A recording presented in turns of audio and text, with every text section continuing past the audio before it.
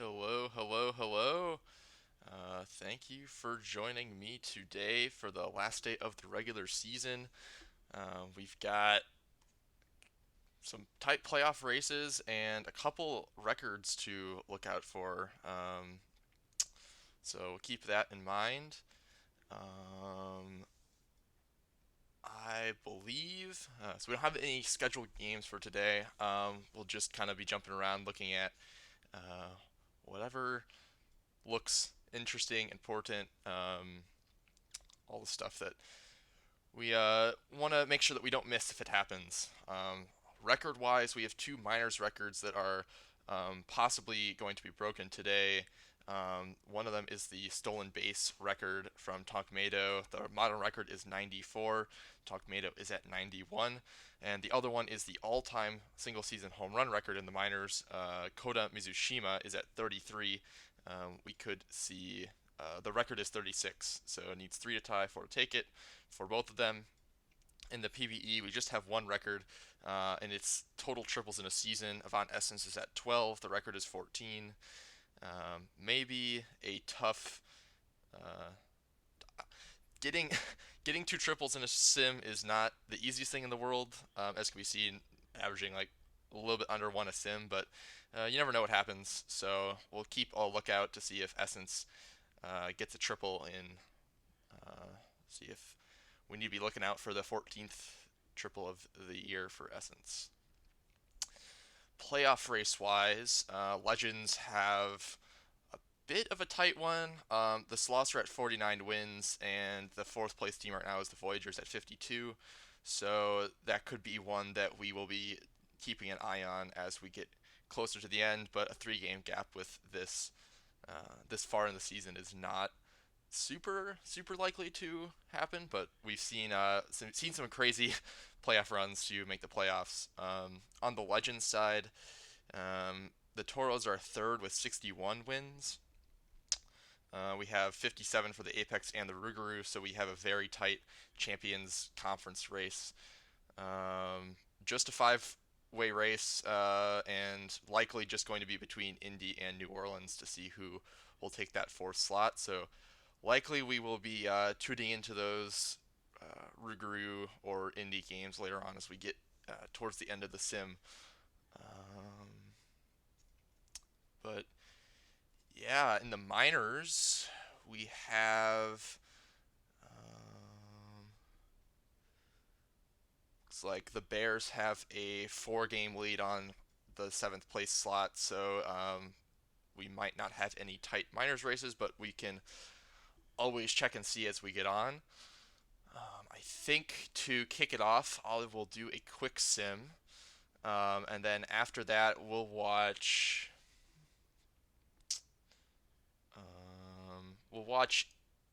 in game two of Indy and Nashville, unless we have a record that if Essence gets a triple, we might watch some DVS, or we might watch some minors if we have some Mado or Mizushima stats pop up. I will quick sim today.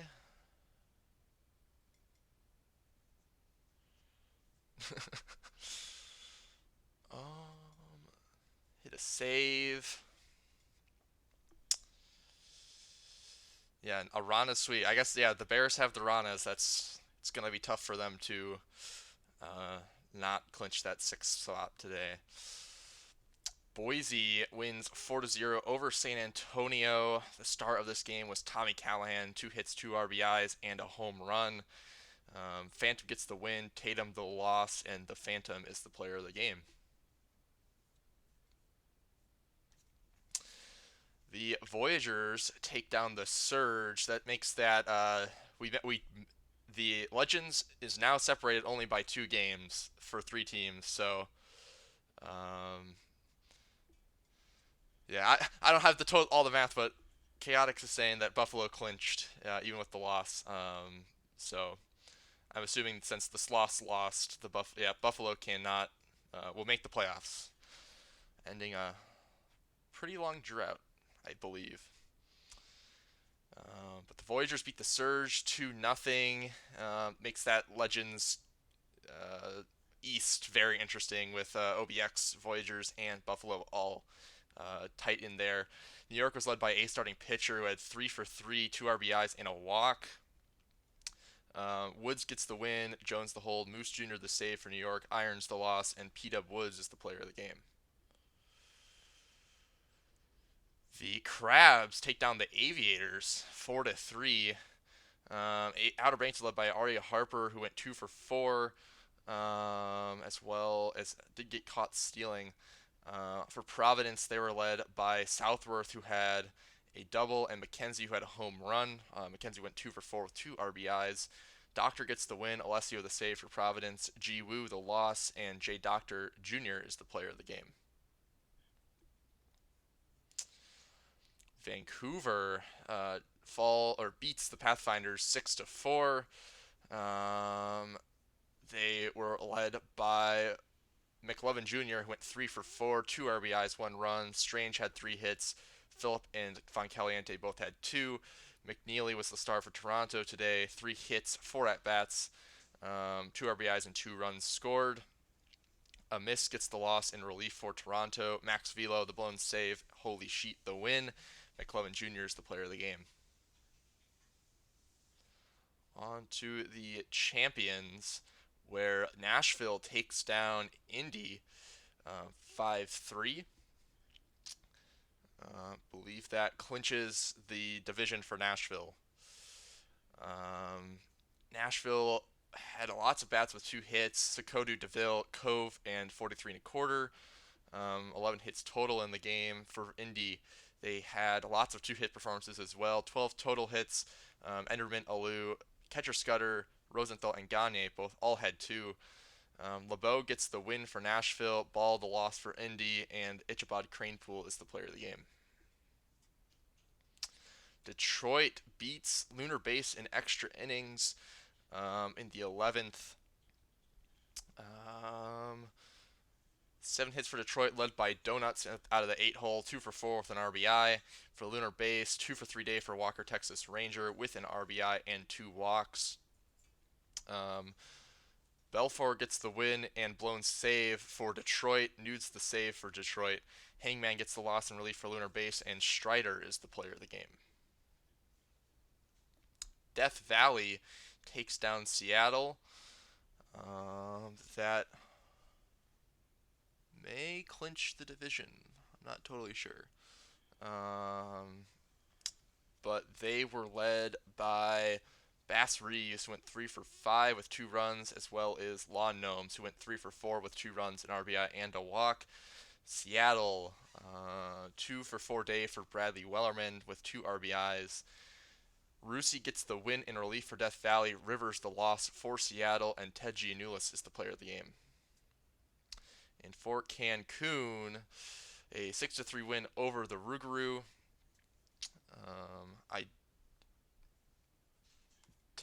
It should be locked up now. So DVS did win the division, but the Toros get a win, 6-3. They were led by Feka Ohi Cow, who went 2 for 5 with 2 RBIs, as well as Rowdy, who was 2 for 3 with 2 RBIs and a walk. Rowdy, Ohi Cow, Sneck, and Murphy all had homers. For New Orleans, they were led by their 8 and 9 hitters, Taylor and Brooks, who both had 2 hits. Brooks added 3 RBIs, Taylor a walk and a run. Montaigne gets the win for Cancun, Martini the save, Lycan gets the loss for New Orleans, and Unruly Rowdy Diamonds Are Clear Not Cloudy is the player of the game. Brings us down to the minors, where the Wheelers win 4-3 over the Swift Steeds. State College only 3 hits today. Mizushima did have home run number 34, so only needs 2 more home runs to tie the record. For Anchorage, 13 hits. Everyone had one. 4 batters with 2, 5 with 1. Home runs for Jones, who had 2 for Anchorage. Belong With Me gets the loss for State College. Peace gets the win. McDougal the save for Anchorage. Warren Peace is the player of the game. Bruce City takes down the Ranas 2-0. The Bears were led by Croft, went 3 for 4 with 2 RBIs and a home run. No stolen bases for Mato in this one. Um, Jones gets the win. Wheeler Boba holds and Fordham the save. Fletcher Jones is the player of the game. The Firehawks win in 18 innings. Good thing we did not watch that one. That is that is a lot of donuts. Uh, After a relatively high-scoring game in the first 9 innings. So, uh, interesting performance there. For California, they were led by Can You Take Me Higher, who went 3 for 7 with an RBI and a walk. Chicago's star, wow, what a Beryl Summers, 6 for 8, 2 RBIs, 1 walk. Sounds good.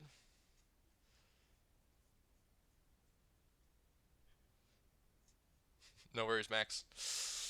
3 for 8 from Tejada. Um, Pitching, that is a lot of pitchers. Horrendous Haddock gets a hold. Jenkins the lone save for Chicago. Bottom gets the loss. Jose at 43 24/7 is the player, or gets the win for California. And Beryl Summers is the player of the game. Not surprising there at all. I'll check the clinch, the playoff picture in a bit after we get through these games.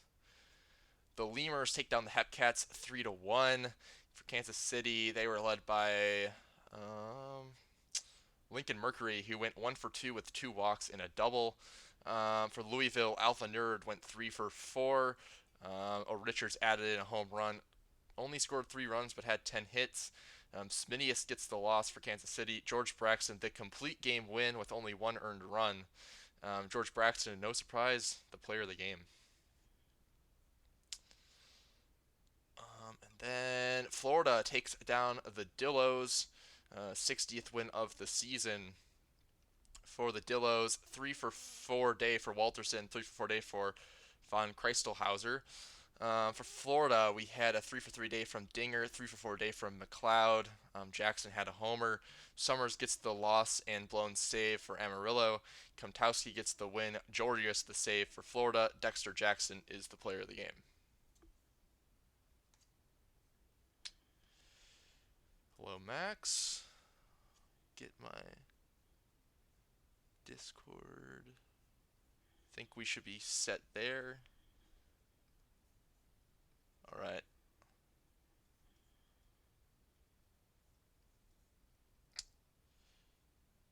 Can't hear you if you're trying to talk. Yeah, I don't know what's going on. You're like very high pitched and feels like you're cutting in and out.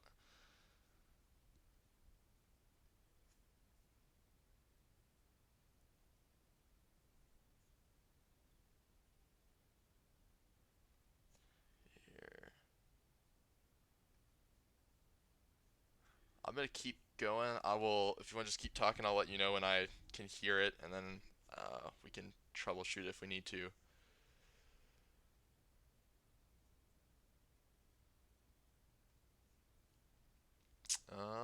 So yeah, it looks like Buffalo is clinched. Nashville did clinch the division. Death Valley clinched the division. Boise clinched the division. So we have all of the division races um, finalized outside of the Legends East, which is only 2 games separated, but Buffalo is in the playoffs for sure. Outer Banks of New York have a magic number of 2, which should get them in, but you never know what happens. Uh, yep, I hear you now. Perfect. Sweet. All right. Yep. Let me get my think desktop audio. Uh, my Discord capture is not working, so uh, yeah. Oh yeah. That's right. I need to share my screen with you. um,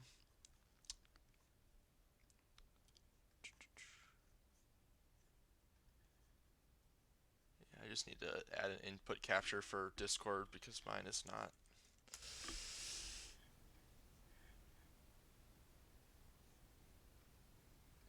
Hmm.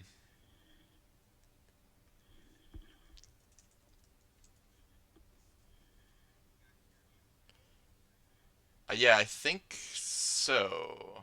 Might be a bit loud, but I think we should be. Uh,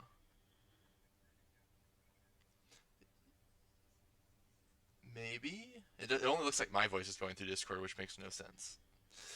Um.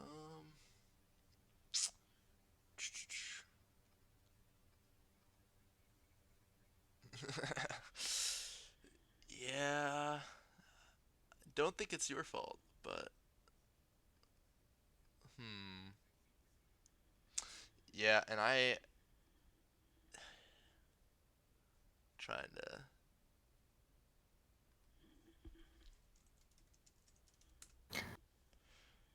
Yeah, I'm sitting here watching the stream like, wait,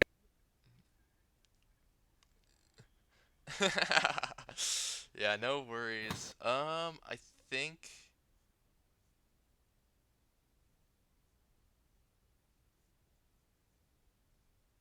you want to try it out now. Oh yeah, we're good. okay, Okay, I think we're all set. Let me give you my screen. okay. There we go. Okay, I I see it. We're good. okay, cool. All set. Well, glad that you are joining me. It'll be good to have somebody to keep an eye out for everything else that I might miss. But yeah, I think Apex and Rugers are still tied, still a magic number of 6, which that'll be the race to watch, I think. I was gonna check the minors. Um, Looks like the Bears still have a magic number of 1, so not quite clinched there, but should not be a big problem. Yeah, Um, I don't want to get blamed for them not making the playoffs here as a Bear. that would be quite a bad run. We have seen some pretty crazy streaks of like teams going on 13 straight wins or stuff like that, and another team dropping and them squeaking in. But I don't think we've seen something that quite to that level. Um, Good point. yeah, but we'll see. Hopefully for your sake that doesn't happen. But I would never hear the end of it. yeah, we'll finish today, and then I think Mado still is not close to breaking the stolen base record, so I think we will get a. Um, Let me check who DVS is playing later. Okay, they have Nola, so we'll watch a DVS Nola game for the next three. But we will watch the Nashville Apex game. Um, we'll see that. If any mods are here and want to get up a prediction, that would be great. But yeah, two teams that have been going at it for a while. Feels like in the Champions East. Nashville has clinched the well, I think yeah they have clinched the division. So I believe they have must have some sort of tiebreaker over Indy, but wait no, I'm looking at the old standings. Yeah, so Nashville has won the division, but Indy still needs to get in over New Orleans, and that is a very tight race. But do you have any thoughts on this matchup, Max? I do. I really like Professor Farnsworth in this one. He's had a really solid season. He's 15-5, whips well below 1.2. Very good against Nashville. He's undefeated with a 1.93 RA. I kind of like Indy in this one, just on the pitching matchup. Although Mulder, a for a former Bear like myself, hasn't done very well versus Indy either. So I expect Indy to just have a really good chance of winning this one. That's my thoughts on it. Um, what are Yeah, your thoughts on it? yeah. I mean, they've also got the home field advantage, so that always helps a little bit. and they've definitely believe I get my seasons mixed up, but I believe they had a pretty slow start to the year, but they've been solid so far and gotten themselves back in it, and um, especially when they need to overtake the Rougarou, and the Rougarou are playing against uh, the Seattle. You really need these wins, so it's a important game for them for sure. Oh yeah, I agree. Yeah, let me make sure BNN is on, and I think we should be good to go. I don't think we have a prediction up yet. Yeah, So I'll get predictions up. I can do the predictions for the future games. I got this one right. Well, yeah, we could do it for a future. Yep, But if I don't see one up there, I'll put one up too. sounds good. You can put one up for like the last half of the game or something. I can do that right now. Yep, I'll take the first half for you. Okay.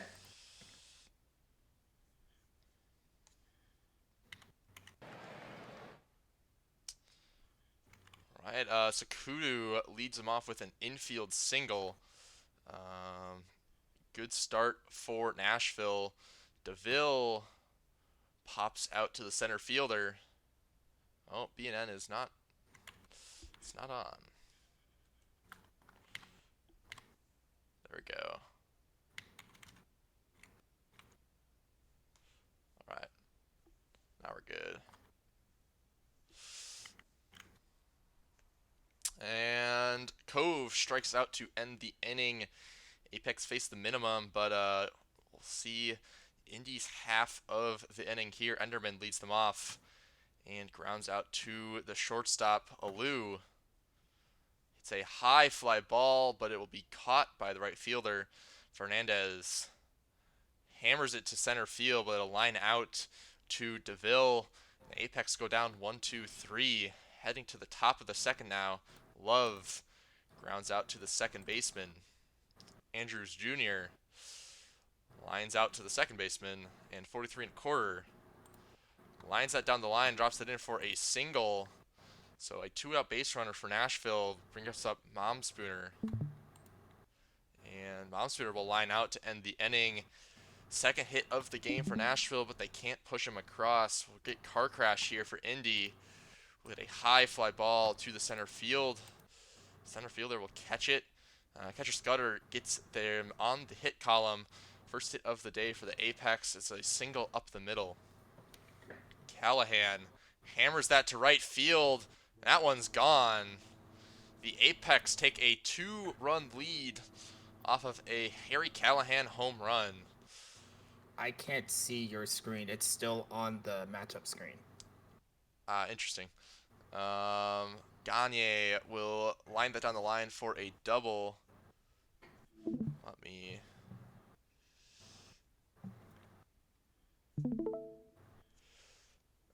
That's Thompson, better. yep, We're good. perfect. Thompson pushed him across, but cannot. Gets out at first. That'll end the inning. Bailey the third now hits a high fly ball to the right fielder. That's caught. Arson Judge strikes out. That brings up the top of the order. Sakudo strikes out. Farnsworth has looked strong so far. Only 2 hits through 10 batters. Head to the Apex's top of the lineup. Enderman strikes out swinging. Brings up Alou. Strikes out swinging as well. Fernandez strikes out looking. Mulder strikes out the side and will bring Nashville to their half of the fourth. DeVille lines it out to the right center gap, caught by the right fielder. Cove drops that in front of the right fielder for a single. 1 out base runner on base for Nashville. Love, who's on fire, will move him to second with a ground out to the first baseman, and Andrews Jr. lines that through the middle, and that will score a run. 1-2 now. Nashville cut the lead in half off of an Andrews Jr. single. 43 and a quarter strikes out swinging. That ends the inning, but they got a run back. Head to the bottom of the fourth now for the Apex. And Car Crash will ground out. Catcher Scudder hits a high fly ball. That will be out of here. Second home run on the day for the Apex. This time it's catcher Scudder. 3-1 lead now for the Apex. Callahan, who hit the home run last time, is going to go deep again. Back-to-back homers. 2-run fourth inning. Callahan with home run number 2 on the day. 4-1 lead now for the Apex. Rosenthal lines that in there for a single. Brings up Gagne, the shortstop. And Gagne will line it up the middle. First and second now for Thompson. Thompson will move the runner to third, but gets the fielder's choice at second. Will take second on a stolen base. So second and third for Enderman, who hits a high fly ball. And that's caught at the warning track. Almost cracked the game open. But instead we'll head to the top of the fifth. Nashville now looking at a 3-run deficit. Momspooner leads them off with a strikeout looking. Brings up Bailey. Strikes out. Arson Judge now. Strikes out. Farnsworth strikes out the side. And we'll head to the bottom of the fifth. I'll pass it over to you, Max. Okay, so it's 4-1 Apex here on 7 hits. Here's Alou. Alou strikes out. Mulder's fourth strikeout. That will bring up Fernandez. Fernandez will walk. That's a 1-out walk here. Now bring up car crash. There's the stolen base attempt. He is safe. 51st, and he gets the third on the throw. And it gets by the catcher, but the runner is at third. It's a pop-up in foul territory. It's caught by car crashes out. That brings up catcher. Catcher strikes out to get out of it. So we go to the top of the 6th. It's still 4-1 Apex here. So we're at the top of the order. Here's Sakudo.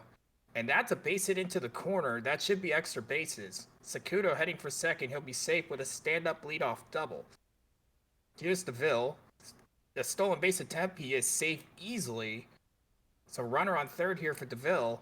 And DeVille will ground out the first. The run does score. It's 4-2 Indy. So here comes Cove.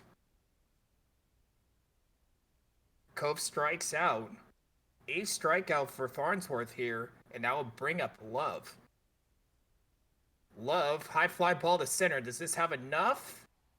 And it's botched by the center fielder Thompson. He'll get the error, and that brings up Andrews Jr., who will strike out. That's the 9th strikeout for Farnsworth. We go to the bottom of the 6th. It's 4-2 Apex. So here's Callahan. Callahan with a grounder the second. That's the easy play for the first out. Here's Rosenthal. Fly ball to center. Does this have enough? It's caught at the warning track, 2 away.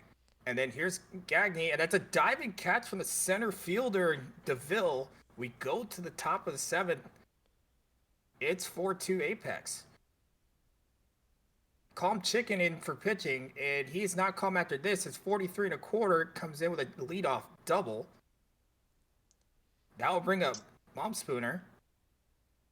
And that's a fly to center. That's going to be easy play. Runner stays 1 away. Here's Bailey to third. That's a base hit. Runner looking to score. That throw won't be in time. It's now 4-3 Apex. Nashville chipping away at the lead here. And that will bring up Judge. Judge hits one into the corner. That's a base hit. That's definitely going to be extra bases. Runner looking to score, and he will. It's a tie game. Nashville ties it up. It is now 4-4. And that brings up Sakudo, and Sakudo will fly out in foul territory here, 2 away. Here's DeVille, and DeVille with a base hit.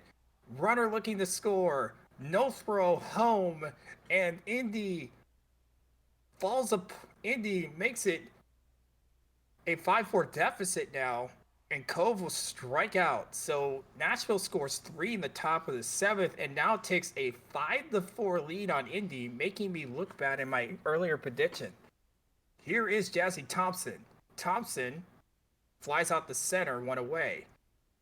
Here's Enderman. Enderman strikes out. Bubba Blaze with his first strikeout of the game.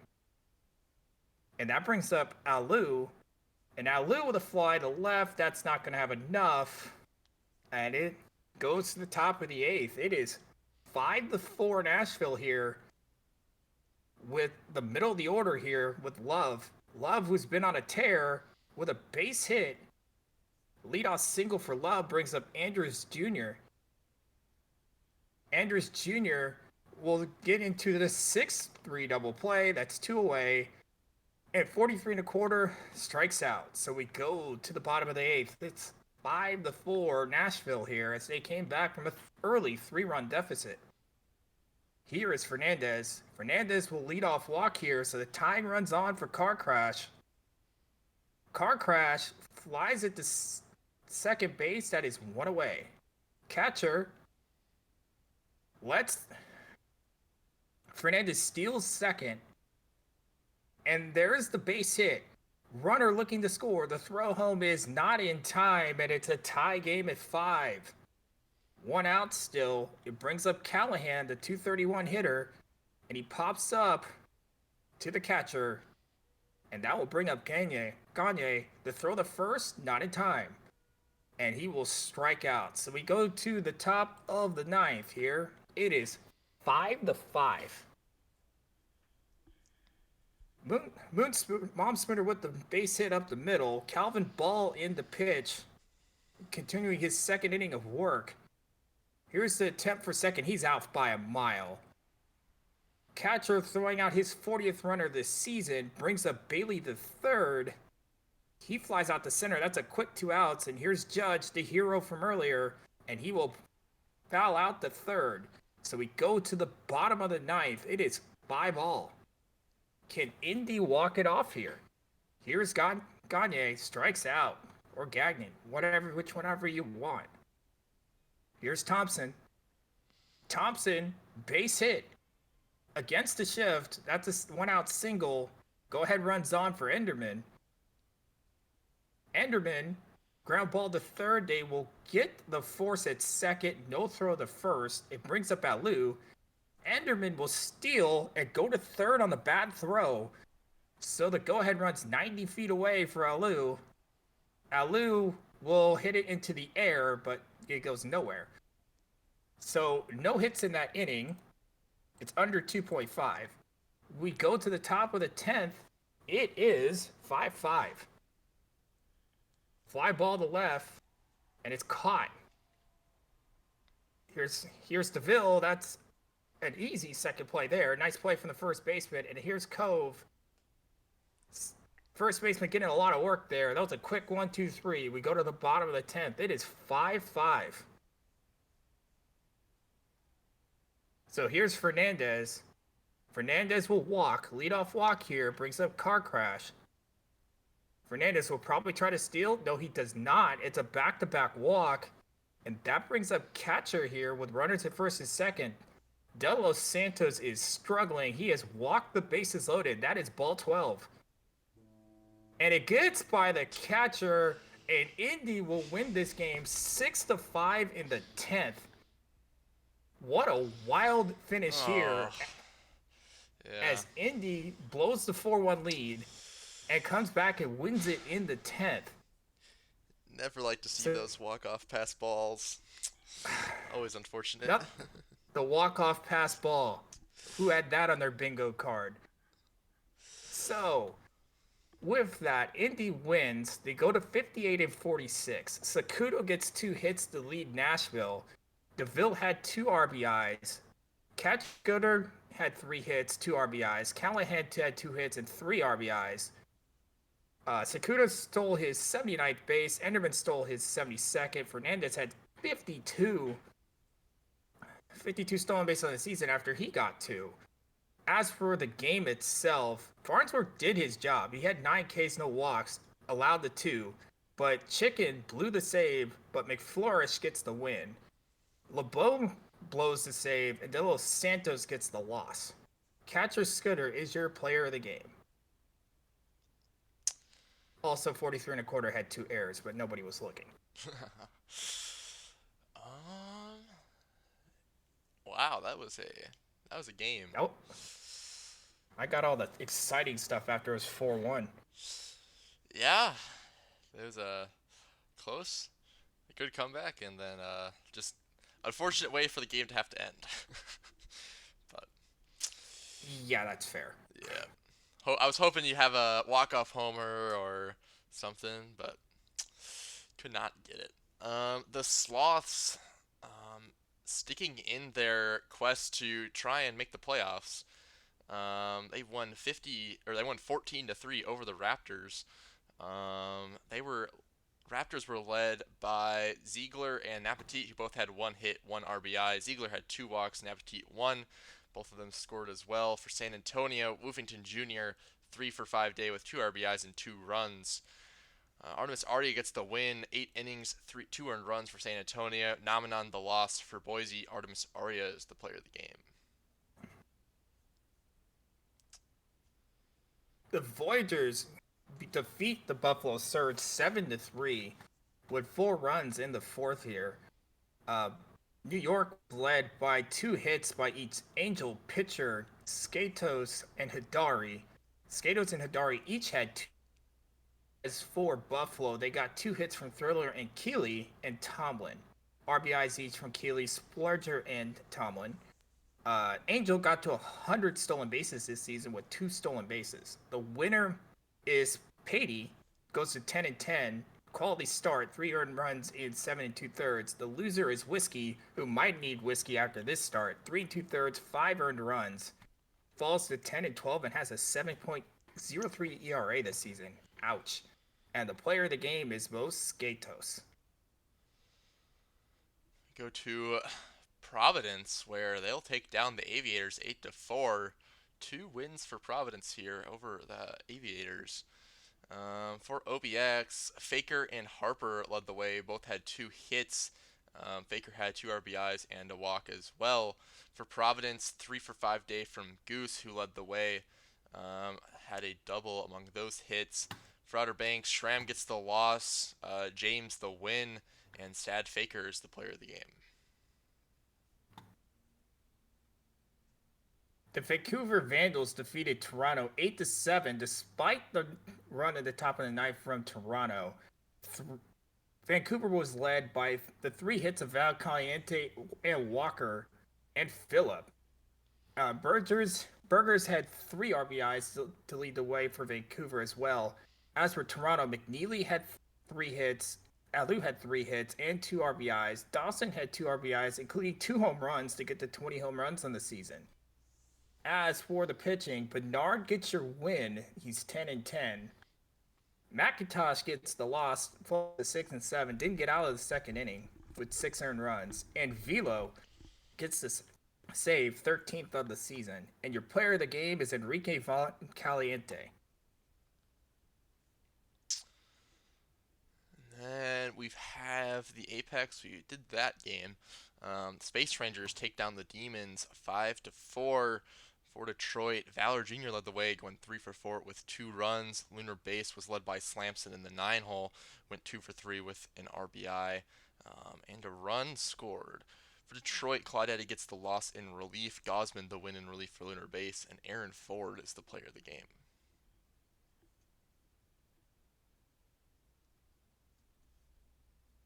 Death Valley defeats Seattle 5-1. Not a lot to go about here for Seattle. Death Valley gets 3 hits from Flamingo, including 2 RBIs. Seattle just mustered 4 hits total and 1 run. As for the pitching in this one, Gunn loses his 21st game of the season despite a decent start. Only 3 earned runs, 5 runs, 2 unearned, 8 innings. Just 8 up innings, but the ERA stays at 8.09. The kid gets the win, goes to 14-4, and Pruitt gets your save, 4th of the season. Billy the Kid is your player of the game, going 7 innings, 3 hits, 1 earned run.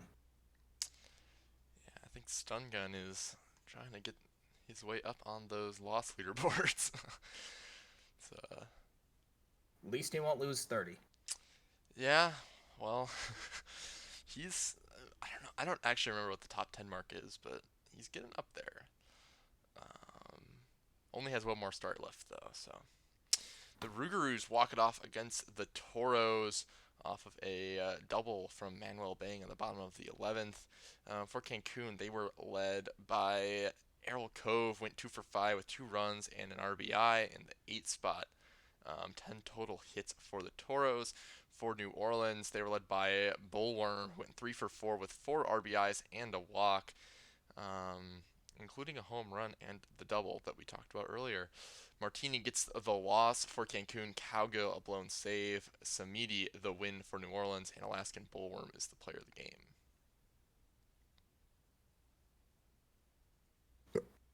Florida loses Amarillo in 13 innings, 3-2 on.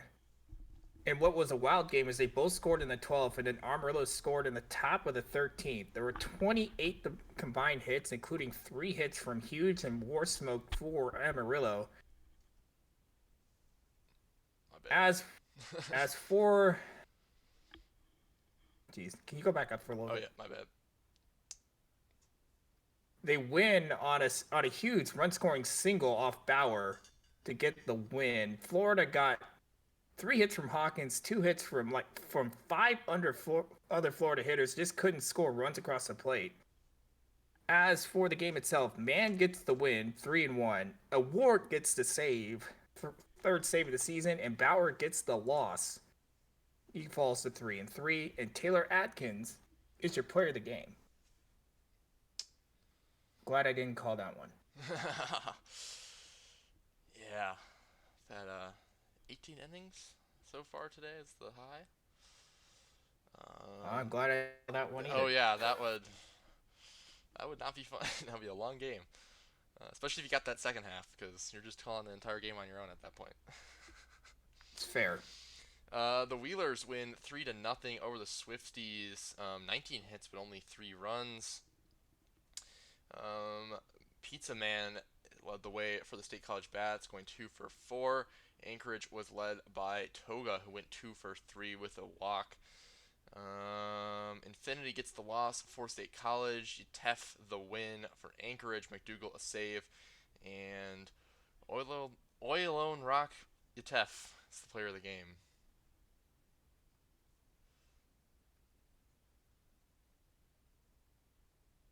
So, Kansas City defeats Louisville 12-5.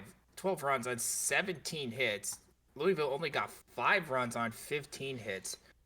As for Kansas City, they got 4 hits from Child, including 3 RBIs. Lincoln Mercury got 3 hits. Warwick, Ransom, Kills, and Levinsky each got 2. 4 hits for Richards in the loss. Quanta had 2 RBIs. As for the game itself, Lopez gets the loss, really rocked in 3 1/3 innings pitched. Legacy Point gets the win. Rocker didn't get out of the 4th inning, and there was no save in this one. And Gnome Child gets your player of the game. The Bears take down the Ranas, clinching a postseason berth. 4-1. They were led by Croft, who went 2 for 3, and Zekto, who went 2 for 4. Home run for Hancho.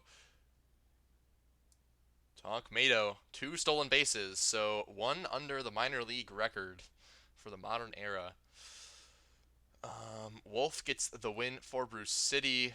Von Helwick the save. Lero Wolf is the player of the game. I think we may watch a Bruce City Bears game next. Well, we won't watch them against the Ranas, but I'm glad that they made the playoffs. It's not my fault. don't have to worry about it anymore. Nope, not at all. As Chicago defeats California 5-2 with 2 late runs in the 8th to seal it. Chicago gets 2 hits from Decantor and 2 hits and 2 RBIs each from Marcus and Hinckley. As for California, Bon Parisio gets his 12th home run of the season and two hits, 2 RBIs. The win goes to Hadzenga, 5 innings, 1 earned run. Valak gets the loss. Crony gets the save, 6th of the season. And Lee DeCantor gets your player of the game. Trying to remember all the records that we have. Forget where Mizushima is a Swifty. That's right. All right. just want to make sure that we're not missing any of those. And I think we had, I know, who is there? I don't think we've missed a triple yet. I would be a little surprised. But yeah, we'll take a look at the standings. Think we're gonna quick sim the next game, and then we will watch um, either Rougarous or Bears, depending on how the sims go. Works for me. Yeah. So yeah, Rougarous and Indy are still tied. Um, Pretty much everything else is decided at this point. It's unlikely Cancun will not be the top wildcard team. And then on the I mean, New Orleans and Apex are tied. Yep, I mean, that's a there's a playoff spot possibility. too. Yeah. And they don't play each other either, so there's no head to head, unfortunately, but that we can watch at least. I think that they're tied too because they're both of their magic numbers are the same, so that would indicate that we'd have to do some tie breaking. And then New York's and Outer Banks were the top spot, but I don't think they play each other either. Yeah, Buffalo has to play New York next, if I'm remembering that correctly. I know they had Outer Banks. I believe they play Outer Banks and New York and Outer Banks play Buffalo and Providence. Oh Um, boy, so that may be the main playoff yeah, race. the good thing is that, well, apart from Outer Banks sloths, they need 2 and 4 total games. They the playoff spots are locked up. It's just the whole who's winning that division, and that'll be entertaining game.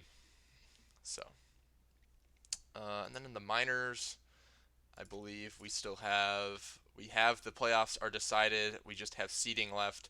The Bears are going to be the 6th seed, so they will play likely either the Flamingos or whatever of these teams ends up being the 3rd seed, unless Florida can go on a run. But And um, then also the top seed, Louisville and Amarillo, is not decided yet either. yep, that is another one that might be interesting. But they both are close to locking up their division, and Amarillo has a magic number of 2 for a bye. Louisville has a magic number of 1 for a bye. So um, maybe something to look at, but don't think we really need to pay attention too much to it um, for a little bit here. I'm going to nope, advance the day, and then I guess we could watch Surge Voyagers. That might be good. I Um, mean, yeah, I mean that's the game. yeah, because I mean, if New York wins, they tie Buffalo, and then that would be a good one. Yeah, we'll watch this game. Buffalo Surge. I know Chaotic. You said you were going to be an informal mod. Oh, you're saying we shouldn't do that because if Buffalo loses, we have to watch another Buffalo game.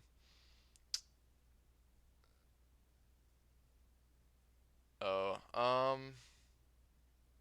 I mean, we could show Outer Banks and Providence. Like that'd be the only other. yeah, that's true. Yeah, we'll go Outer Banks, Providence. Well, the other thing though is that if Outer Banks and Buffalo are in a race together, we're gonna watch them. So, That would make the most sense, just to show Outer yeah. Banks to see if they get in. I don't want to hear from two different teams. That'd be even worse. Yeah, we'd have to. Either way, if we watch one of these games, we're gonna probably rewatch them as we go, or watch one of them later on. But I guess we can watch one and then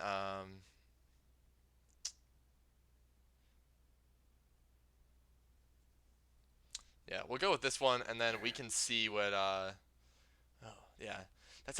That's tough because no matter what game we watch from this series, we're gonna have to watch one team twice, no matter what combination we do. If we watch a second one from this race, um, It it is the only real close race, honestly, unless we go do the minors, and even then, there's like two races. So either way, we're gonna get a lot of the same teams in Yeah, this that's one. fine. We'll go with this, and then we can we'll watch some games that might clinch later on. We could watch San This, Antonio. That's not a bad idea. Um, Man, I really don't know.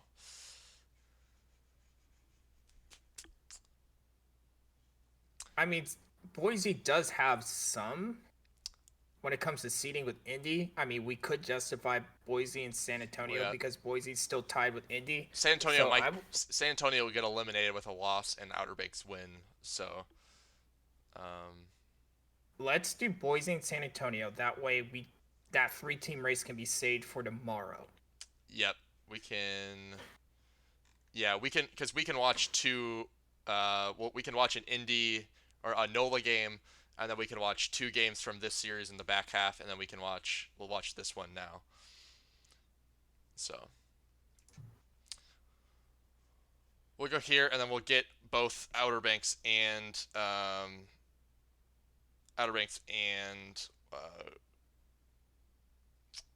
well, we'll get that the We'll get Legends there. East. We'll get the Legends East stuff streamed in the series where we have a little bit more clarity on what the playoff implications will look like. Um, This is an interesting pitching matchup because both Arcanum and Globenspiel are both basically the same against the other team. Like this, it's like their seasons itself looks different, but in their actual like Boise and San Antonio matchup, they're both basically pitcher. yeah, it this is. Um, I mean, Boise's a good an interesting team because they've just recently kind of taken over, and this was a very tight race in the middle of the season. Um, but they've started to separate, and they have a lot of new player or younger players. Added Barry Allen. Um, lots of players that have not been on the team for that long. And Shea Dynasty is 11 for 30 with 3 home runs against Arcanum. That's something to watch out for.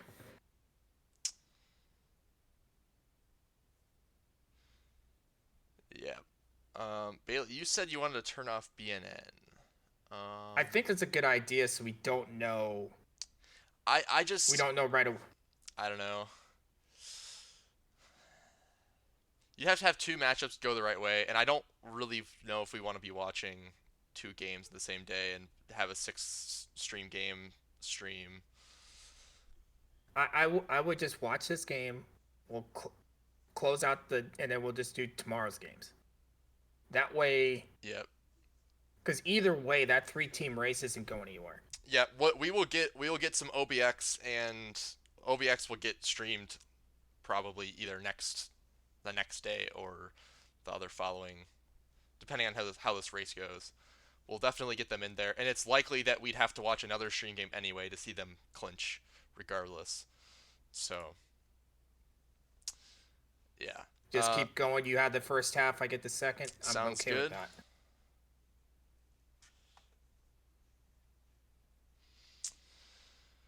Yeah, Barry Allen will lead off the Raptors with a single. See if he steals another base. Look out for 80th on the season, and he does. Runner on second now for the Raptors to lead off the inning.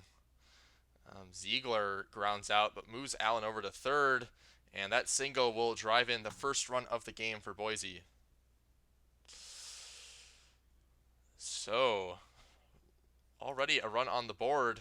Udo Bonga will ground out into the double play, so Boise gets the run, at least gets a lead, but San Antonio limits the damage. They'll have Bartholomew Brown lead them off here. That's a deep fly ball. That looks like it's out of here. 370-foot home run for Brown to lead it off, and the Sloths tie up the game early. And I'll have a pop fly caught by the pitcher. That brings up Dynasty, who grounds out to the pitcher, and Woofington Jr. flies out to the center fielder. That ends the Bottom of the first, Napatit will drop that one in for a single leadoff base hit for the second inning. Johnston drops it in on the left field line. First and second now with no outs for Boise. Dan draws the walk. Bases loaded, nobody out for Hopkins, who's been batting .310, but he strikes out. Brings up the Montalban, the DH, who also strikes out, and Barry Allen strikes out. Glorbenspiel gets the bases loaded, but strikes out 3 straight and ends the inning. We'll head to the San Antonio half of the inning, and we'll have a fly out caught by the left fielder. A walk for Littleton. That'll bring up Stewart, who's been on a cold streak, but he will break out of it. I don't know if that's going to be an error or a single. Looks like it's going to be scored as a base hit. So a single there. O'Sullivan Jr. flies out to the center fielder. Brings up Kell with 2 outs. And Kell lines out. The shortstop gets over and makes the play. So we stay knotted at 1 as we head to the top of the third. Ziegler, who's been on fire, will line out to the center fielder and drop the hot streak. Callahan strikes out. Brings up Bonga. And Bonga will fly out to the center fielder. 1-2-3 go the Raptors as Glorbenspiel is looking like he's settling in. Brown now will lead them off with a walk. See if we have a stolen base attempted. Indeed we do. That's stolen base 82 on the year for Brown.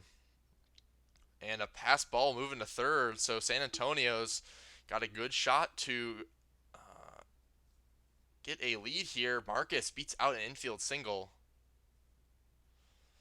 Dynasty checks his swing, and Hopkins nails Marcus trying to take second. Dynasty strikes out. So all of a sudden, moving to Junior does draw a walk. That'll bring up Trantow. And Trantow beats out an infield single to drive in a run. Showed off the wheels there. Littleton now flies out to the right fielder, but San Antonio takes a lead. We'll head to the top of the fourth as Napatit strikes out. Johnston now grounds out to the second baseman, T-Rex Dan. Cannot check the swing. And Boise goes 3 up, 3 down again as the Sloths have another opportunity to build upon a lead. Stewart strikes out O'Sullivan Jr. It's a high fly ball to the center fielder. That's caught. Kell lines it down the left field line. Racing for second. Will be in there standing up with a double. 2 out double now. Runner in scoring position for Brown. As he drops it into right field. They'll send the runner, and San Antonio takes a 3-1 lead. Marcus now watches Brown steal another base, 83 on the season. But Marcus will pop out, and the inning will end. San Antonio now, though, up 2 as we head to the top of the 5th.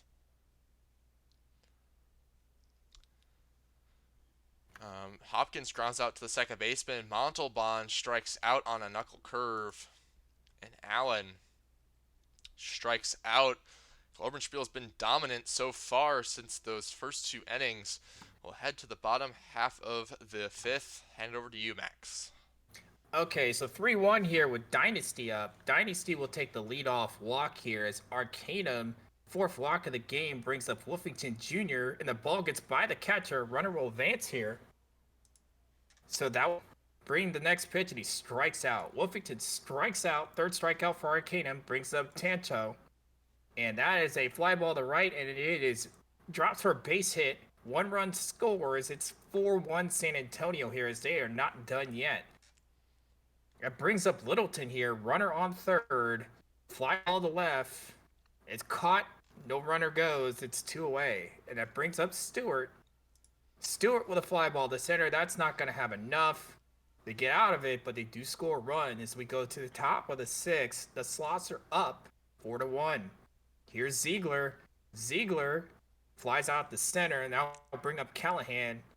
Callahan strikes out Nice strikeout for Glorbenspiel. That brings up Bonga. Bonga with a ground ball to third. Nice play from the third baseman. 1-2-3 inning. Go to the bottom of six. It's still 4-1 Sloss. Here's O'Sullivan Jr. Fly ball to center. That doesn't have the distance though. One away. Here's Kell. Kell with a ground ball to second. That's two away. And then here's Brown.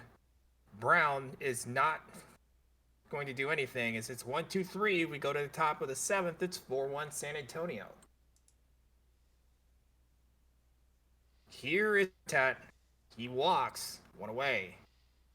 Now we'll bring up Johnson. Johnson, it gets by the catcher. Runner doesn't go, though.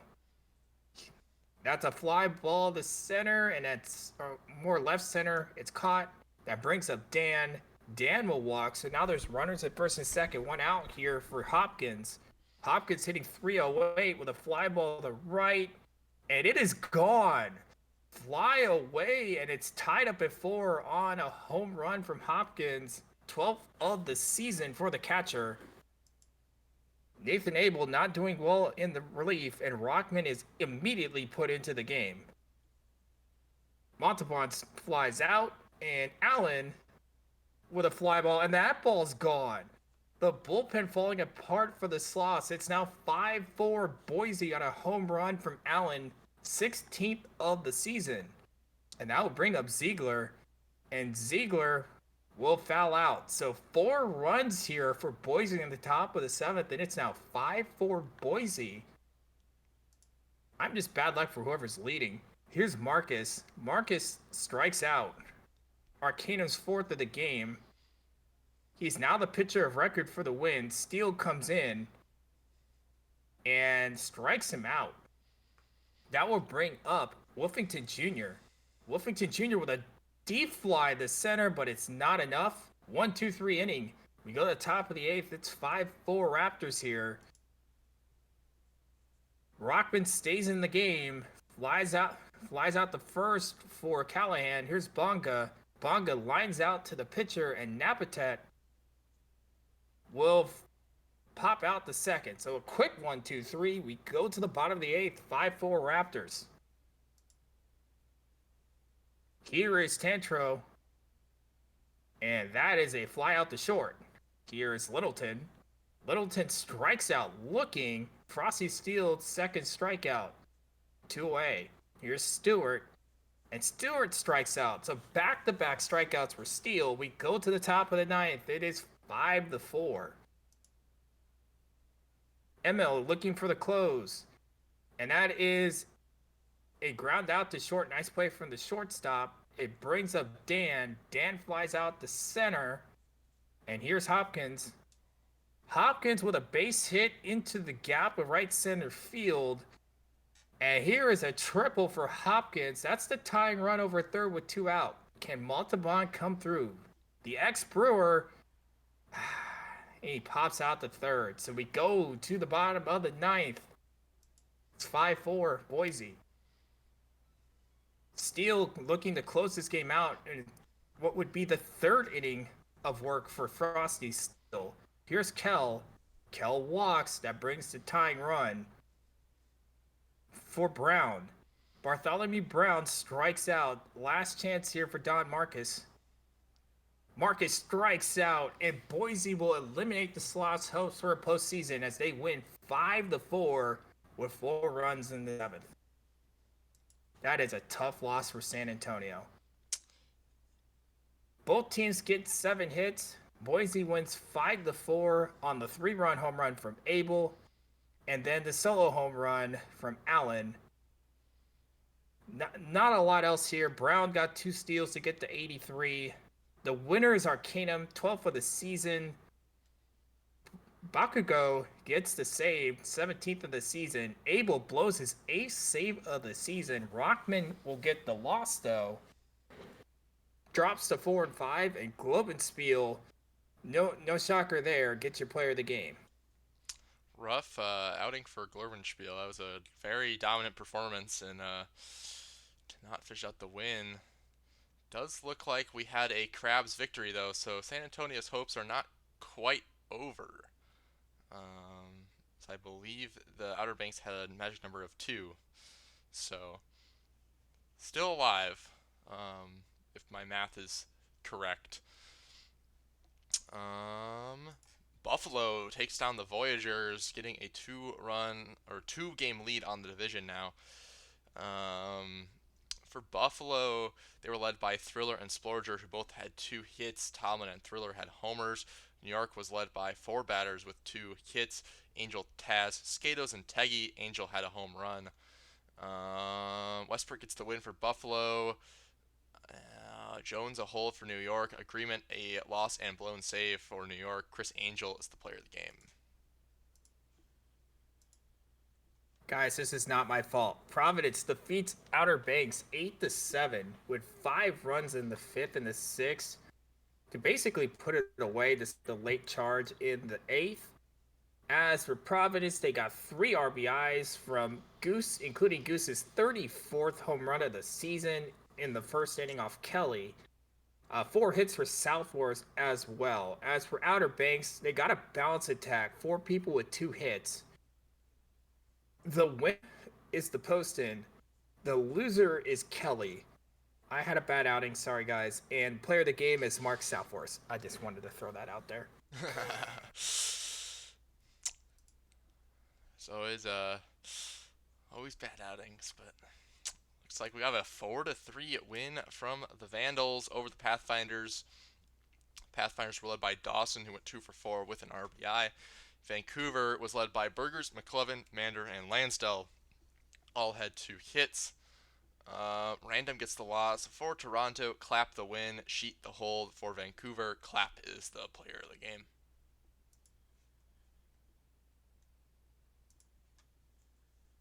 Detroit defeats Lunar Base 8-5 with 3 runs in the top of the ninth, including a home run from Luis and a 2-run double from Jam. 3 hits from Slamsis, 3 RBIs from Jam to lead the way for Detroit, 2 RBIs each from Sterling and Poe for Lunar Base in the loss.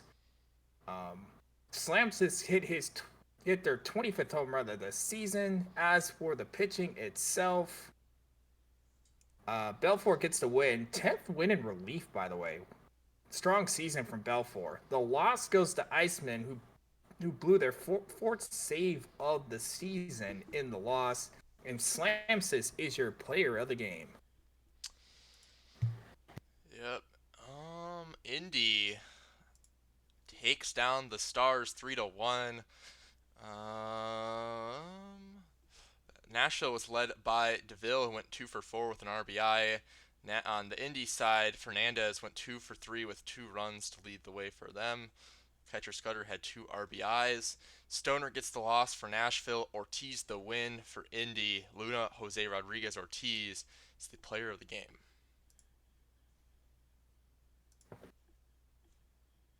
Oh my goodness, Seattle wins their 28th game of the season with a 7-6 victory, scoring early and often and holding off the late charge in Death Valley. Seattle was led by 4 people with 2 hits and 3 people with 2 RBIs, among them Becker, Slamstuff, and Allard. As for the winner, Telfair's 6th win of the season, Fittipaldi gets the 8th save and 43 with their loss, the 9th of the season, and Dustin Becker is your player of the game. In Cancun beats the Rougarous, which means Indy has a lead now in that race for that last playoff spot. For Cancun, they were led by Unruly Rowdy Diamonds. Are Clear Not Cloudy went 2 for 5. 2 RBIs from Aza and 2 walks. For New Orleans, they were led by Steelflex, Mills, and Williams, who all had 2 hits. Center fielder gets the win. Calgo the hold. Leah hold. Martini is a save. Schlossberg gets the loss for New Orleans, and Troy Murphy is the player of the game.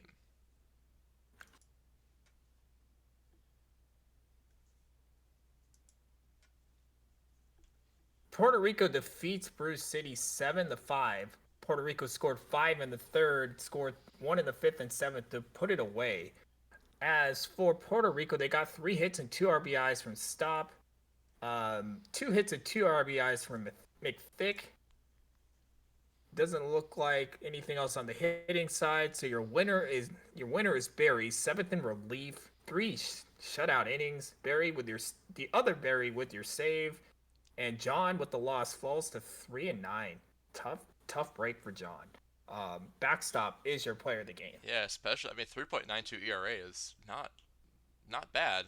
It's I think probably above average. So 3-9 Max is John had a lower ERA than Maximilian did last season, and Maximilian won, I think, 13 games. dang. Yeah, the win loss record can be very Yeah, random.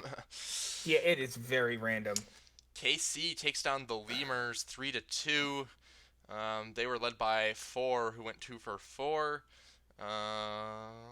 Looks like Levinsky, Kills, and Mercury all had solo shots that were their only runs of the game. The Lemurs were led by Kwanzaa, who went two for three. Um, Hooker gets the win. Psyduck the loss for Louisville.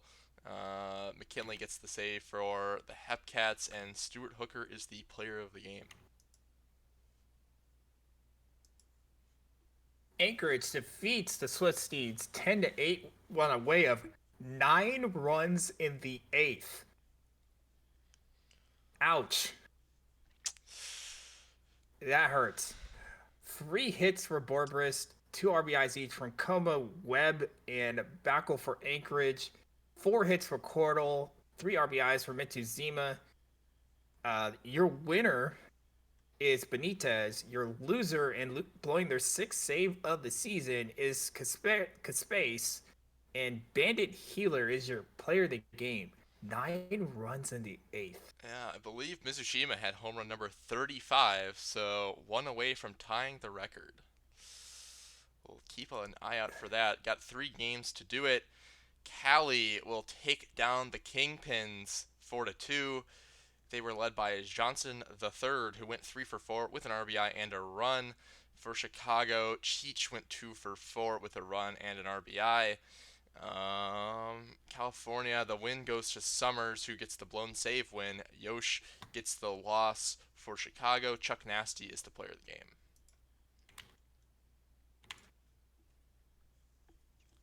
Florida defeats Amarillo 3-0. Great pitching performance from Florida.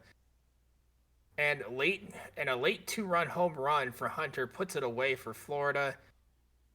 Hunter, the two RBIs, the main person here for Florida. Amarillo got 3 hits from Warspoke and 11 hits, no runs. As for the winner, Legend is your winner, goes to 8-9. Otero gets their first save of the season, and Blue Sky gets your loss, falls to 12-5.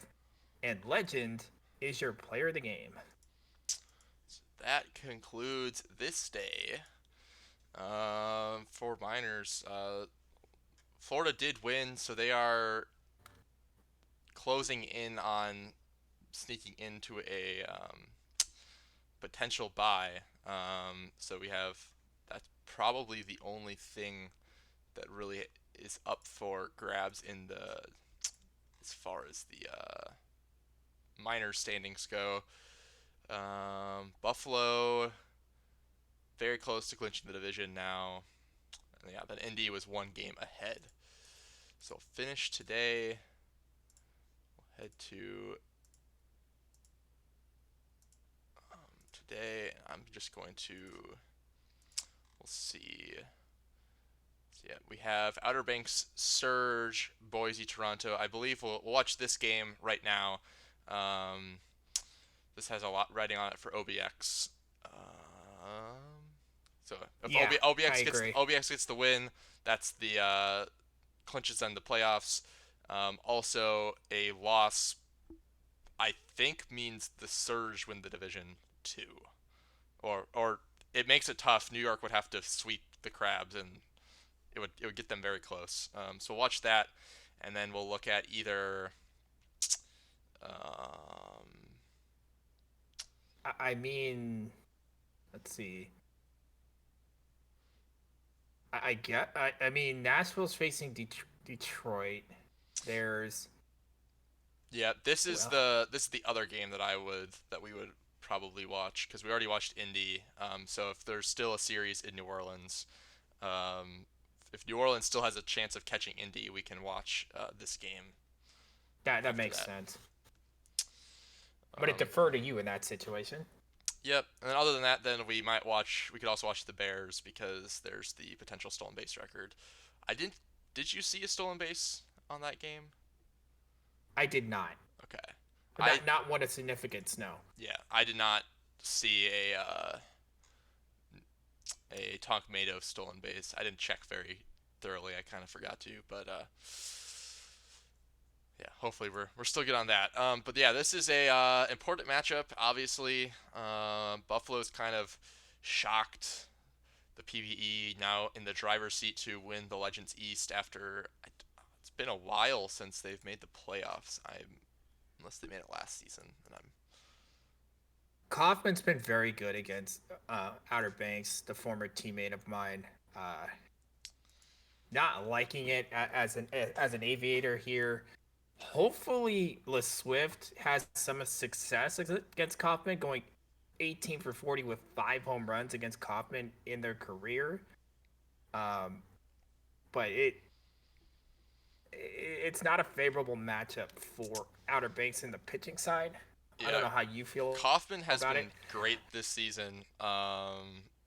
Was I know at least like at the beginning of the season was are like up there for pitcher of the year. I have not really checked many stats recently though, but yeah, that has been having a great year. I think the Surge had a pretty big lead, but they've kind of started to give a little bit of away as we've got closer to the end of the season. But I mean, they're in the driver's seat now. They don't have to hold on for much longer.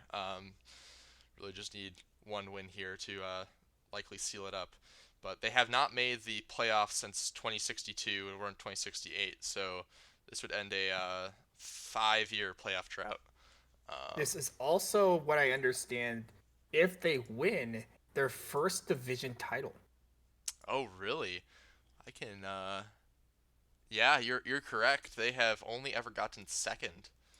I mean, they've only gotten second 4 times total. So this would be a. I mean, shout arguably, out to KC for that stat. I just looked over in chat and saw it. yeah. That's a. So definitely this game is the one to watch now. Now that we Yep. know that for sure. Yeah. So we'll get on with this. Yeah, because if this game's a win, then every game needs to go in the Voyagers' way to have a chance of winning the division. Otherwise, Buffalo will take it. But if they lose, now we have a pretty pretty big battle on our hands. So Yes. we'll get underway. Do you want to take the first half or the second half? I think we just keep doing what we're doing. I'm fine with the second Sounds unless good. you want to switch it up. Yeah, I'm good either way. We can keep going how it is. I mean, obviously you're OBX, so might find the last half of the game more interesting. Um, Yeah. so all right, I'll take the first half and we'll get underway. Harper will lead off the game for the Aviators and will get hit immediately. Kaufman hits the leadoff batter. I don't know if there's some history, but Harper steals second, so the hit by pitch costly so far. Um, and ground out to the pitcher, but that moves Harper over, so just need to get out of the infield. But a great diving play by the shortstop saves the run. But that's blasted to the gap, and that will score Harper for sure. Khan racing all the way to third. And a triple scores Harper from third and gets there himself. OBX up 1-0. LeSwift strikes out, but OBX already up 1. But Thriller starts off Buffalo with a single. See if he gets sent. He does. Oh, blocks the ball. He's couldn't make up his mind, but decides to retreat and then gets gunned down at second as Kelly gets rung up. So a strike him out, throw him out, double play. Splorger strikes out, so Wombat Jones, after getting rocked on that first single, gets 3 outs with the next 2 batters. Duke leads off the OBX. with a strikeout. Faker grounds out to the shortstop, brings up Singh, who strikes out. And that ends the inning. We'll head to the bottom of the second. Cadaver, the catcher, will drop that in over the leaping first baseman for a single. Hulk Savage now. High fly ball, but that will be caught. Buckshank will drop that in front. We'll see if the runner goes. Runner does not head for third, so first and second, one out for Bambino. 21 home runs on the season, and that is a hard hit fly out. Thought that one might have the power to get out, but it did not. Tomlin grounds out, so Wombat Jones gets out of another somewhat sketchy looking inning and holds the lead. Henry on a cold streak will strike out. 160th strikeout on the season for Kobe Kaufman. Harper draws a walk. We will see if Harper takes off, and Harper does, and that'll be stolen base number 2 on the game for Harper. It's exactly how they scored last time. Garbanzo will hit a high fly out to right field, so just like the first inning, Harper gets put on base, steals second, gets to third gets advanced, but cannot drive in Harper. McDaniel will strike out, head to the Buffalo bottom of the third. Mio cannot beat out the throw. Thriller draws a walk. See if Thriller goes for stolen base number 2 on the game. Does not, as Kerry Kelly will ground out into a double play to end the inning. Aviators still up 1. That's blasted in the gap. Khan with a leadout extra base hit. Slides into second easily with a double. Swift. The Swift flies out to the right fielder. First out of the inning. Steve Duke draws a walk. Beef runners on first and second for Faker, who blasts that through the gap in the infield. They'll send him. He scores. OBX now up 2-0. Singh strikes out. Kaufman makes a miss on a screwball. Henry, who's cold, will watch that go by, but OBX gets another. We'll head to the Buffalo half of the fourth for Splorger to lead them off. 34 home runs, but grounds out to the first baseman. Cadavra flies out to the center fielder. We'll go to Savage, who strikes out looking. Ends the inning. Wombat Jones still has yet to get up a run. Harper now leads off with a strikeout. Kaufman dials in the control against Harper for the first time and gets the K. Garbanzo grounds out to the shortstop. McDaniel strikes out, and the Aviators go down in order. Send it over to Buffalo's half of the fifth, and I'll send it over to you.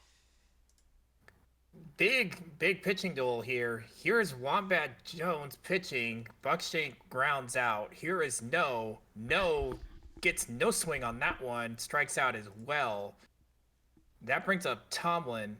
Tomlin a ground to short. The throw to first is in time. Easy 1-2-3 for OBX. We go to the top of the sixth. It's 2-0 Aviators.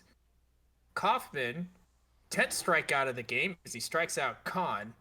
Kaufman up and down in this game. Brings up LaSwift. LaSwift strikes out. That's the 11th strikeout in 5 2/3 for Kaufman. Here's Duke, and he strikes out the side. So we go to the bottom of the sixth. It's 2-0. Kaufman, 12 strikeouts through 6. Here's Mayo. Fly ball to right, and it's caught. Here is Thriller. Thriller walks. I'm pretty sure he's going to try and steal second here. And there he goes, and he is gunned down by a mile. Duke with the second caught stealing. And here's Kelly with a fly ball to right. This ball is to the warning track, and it's caught. So we go to the top of the seventh. It is 2-0 Aviators. Here is Fuckar. And that's a base hit to left. So leadoff single here will bring up Singh, who's struggling. Singh hitting 241 on the season, 0 for 2, strikes out. Winolito pitching now for the Surge, and that's a base hit into the corner. Runners get to second and third here, 1 out for OBX. That brings up Harper. Harper strikes out looking, and it brings up Garbanzo. Garbanzo with a fly ball to left. Does this have enough? It's caught at the wall. Tough break there as we go to the bottom of the seventh. It's 2-0 Aviators. Splurger up the bat here, facing Wombat Jones, and that's a fly out the left. Jones with the pitch to Cadavra and walks him. So that brings up the tying run to the plate. Hulk Savage, and it gets by the catcher. The runner will get to second here. The pitch to Savage is another walk. So back-to-back walks here. Go-ahead run comes on. That's Buckshank. Hansen comes in to pitch, and that ball's gone. Home run for Razmataz Buckshank. Third of the season. It is 3-2 Buffalo. What a time for a home run. Ouch. Here's no, and no with a base hit as no one will get to that one. That's a double. Hansen struggling here, yet to get it out. Here's Tomlin, and that's a fly out to right here. 2 out. That brings up Mayo. Mayo with a base hit. Runner looking to score. The throw will not be in time, and Buffalo has now scored 4 in the 7th. It is 4-2 Surge. Ground ball to short. They get the force at second, but that's before Buffalo scores 4 runs in the bottom of the 7th. So we go to the 8th. It's 4-2 Buffalo. Here's McDaniel. McDaniel will walk. Tie run comes on here. This is going to be Khan. Not in time on the pickoff attempt, and he strikes out. Winalito with a third strikeout brings up LeSwift, and it gets by the second baseman. Runners will advance. Everybody's safe. Tying runs in scoring position for Duke, and Duke will get the run in, but there's 2 out. 4-3 Buffalo now, as it brings up Fukhar. Fukhar has an RBI and 2 hits. That ball is gone. Fly away for Fukhar, his 24th of the season. And OBX answers the 4 with 3 of their own, and it's now 5-4 Aviators. 2 outs still, and that brings up Singh. Delling struggling as well, as that's the 3rd out. We go to the bottom of the 8th. It is 5-4 Aviators. Wild game here as Kell is up the bat. Hansen is pitching. That's a base hit. So leadoff single here, tying run on for Splurger, who has 34 home runs, gets the base hit there. Runner goes to third on the hit and brings up Cadavra. Nobody out. Tying run, and that's a base hit. So it's a tie game, 5-5 here in the 8th. Runner still at first and second with nobody out for Hansen. Pitching to Savage, and strikes out. Check didn't cash there, so we bring up Buckshank, who homered last time up. Ground ball, and it's booted by the shortstop on the throw to second. And then it's a fly ball to center, and that ball's gone. Grand salami for Bambi. And it's now 9-5 Buffalo.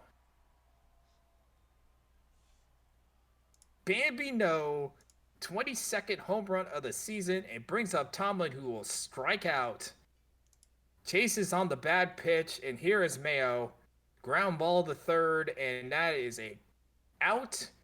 5 runs for Buffalo after scoring 4 in the 7th. We go to the top of the 9th. It's 9-5 Buffalo. Frog Delling looking to close this out. Aaron Henry strikes out. So it brings up the hot Harper. Harper strikes out. It brings up Garbanzo with the last chance here. And that's a fly ball to left. This has a chance, but not enough. And Buffalo wins 9-5. And I believe that we'll likely see that being Buffalo clinching their first That's a divisional clinch win. for Buffalo. Yeah, unless the Voyagers have quite a top of the 9th. So, congratulations, Buffalo. Do I have to look at this? I'll do it for you. Yeah, this was quite a game. Back and forth. Holy. So 3 hits for Farquhar, 3 on the home run. three RBIs to lead the way for Outer Banks. Buffalo got two late home runs, one from Buckshake and one from Bambi No. Your winner is Delling. Your loser is Nansen. And Bambi No obviously is your player of the game with the grand slam late in this game. Delling's 10th blown save of the season. Oh, sorry, I Uh, took the player of the game away. Whoops. Oh yeah, Bambi I no. saw it. Yeah, no, Ron. We did get it. Yeah, wow, that was probably one of the more entertaining games I've ever watched. That was back and forth. That is the third straight game the team leading when I took over lost. Yeah, but we do have a clinch for Buffalo. New York does not have enough wins to make up the gap. And the Sloss lost, so OBX did clinch even though they lost. Um, so um, we'll get going with the box scores, but looks like we have a lot of clarity at least with the Legends side, more so than I thought we would. As it's just New York and Outer Banks fighting for those, uh, just seeding of the 3 versus 4 at this point. The Vandals beat the Sloths 8-2. San Antonio was led by Dynasty, who went 2 for 4. For Vancouver, Mander went 3 for 4. For San Antonio, Boss gets the loss. Considerations the win. Menji Berlina is the player of the game.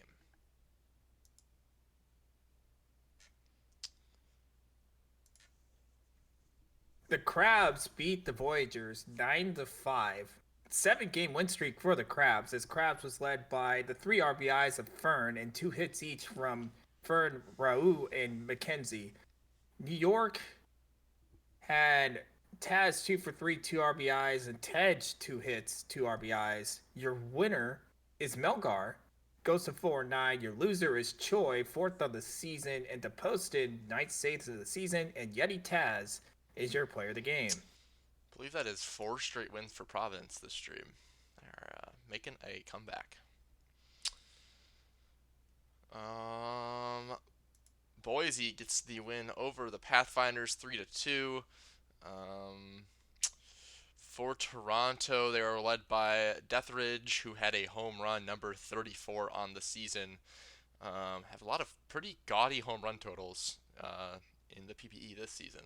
Callahan goes 3 for 3 for Boise with an RBI and a walk. Sloppy Joe gets the win. Daly the loss and relief for Toronto, and Sloppy Joe is the player of the game. Lunar Base gets the win over Indy 6-5, scoring 6 early runs and held off the lead from Indy. Uh, Lunar Base gets 3 RBIs from Sterling, 2 hits from Poe, including 4 stolen bases for Indianapolis' Fernandez to get the 57. Um, Indy had 2 hits from Fernandez, 2 hits from Gagne. Catcher with his 19th, their 19th of the season. The winner is Polis, the loser is Bubbles, and Hangman gets your save, and Sting You Cliff gets your player of the game. Nashville beats Detroit, winning 3-0. 4 for 4 day for Lou Williams at second base led the way for them. Half of their hits, no runs scored though on 8 hits. For Nashville, 2 for 3 day for DeVille and 2 for 4 day for Monspooner. Both had RBIs. Otani gets the loss for Detroit. Ziegler the win for Nashville, and Toby Ziegler is your player of the game. 10 Ks in 8 innings. Cancun defeats Seattle 4-2. They scored 2 in the first and didn't look back here, as Cancun gets 2 RBIs from Azza and 2 hits from McKillicuddy. Seattle gets a total of 8 hits, 2 by Slandolf, 1 from Sequil. Your winner is Pecora. Your loser is Cash, and Cotswold gets your save. Pecora, your player of the game with 12 Ks and 72 thirds. And Nola will take down the Scorpions. So Indy and Nola are now tied with 2 games left in the season. What a man, that is gonna be fun. New Orleans 5-2 win, as I said earlier, led by Steelflex with 2 hits, 1 RBI, 1 run. Randberg did have what looks to be not a 3-run homer, a 3-run double. Wait, no. How Yeah, did bases clearing double in the first. Oh, Randberg. I was Well, looking at Steelflex. Okay. yeah, Yeah, no, I was. We're good. Bases clearing double in the first inning off of Bummus. Death Valley 2 for 3 day for Plainview led the way for them. Gnomes had a homer. Eshelman Jr. gets the win. Jackson the save for Nola. Bummus gets the loss, going to 14-8. Brian Eshelman Jr. is the player of the game.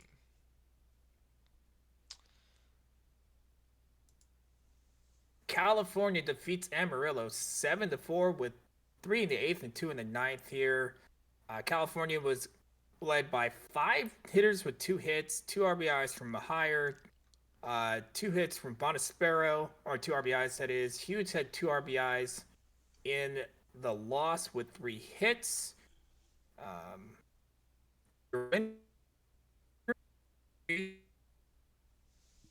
Sorry, you're cutting out.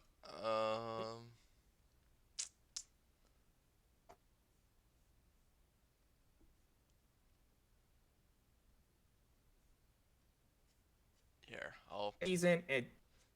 Am I cutting out? Yeah, it's fine. I think you're good now though. It just looked like it. I think you should be fine. And Johnson, with your loss, fourth below save of the season, drops to 6-6, and your player of the game is Can You Take Me Higher? Then the Wheelers take down the Ranas 4-2. 3 for 4 day for Cassius considerations. 2 RBIs and a run as well. Home runs for considerations in that one as well. Rothschild gets the win.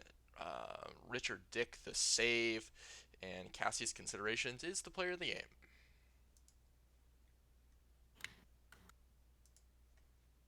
Hold on, sorry. You're good.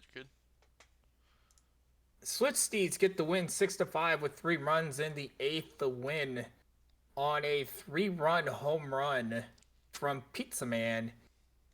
As for Chicago, 5 people with 2 hits, Hinckley with 3 RBIs, including their 13th home run of the season. Your winner is Mantix. Your loser is Haddock the third, and your player of the game is Mikey Hinckley. The Lemurs take down the Bears 7-0. The Bears were led by Croft, went 4 for 4, only 6 hits for Brew City, but Croft had 4 of them. Andy Manny goes 3 for 4 with 3 runs and a walk for Louisville. Rubbish gets the win, 7 scoreless. Alvarez the loss, and the player of the game is Ian Rubbish. Manny with four stolen bases in that game. It's quite a stolen base showing. Florida defeats Kansas City by a score of 6-5 with 2 runs in the top of the 9th off a single from Hunter and then a run-scoring single from Dinger.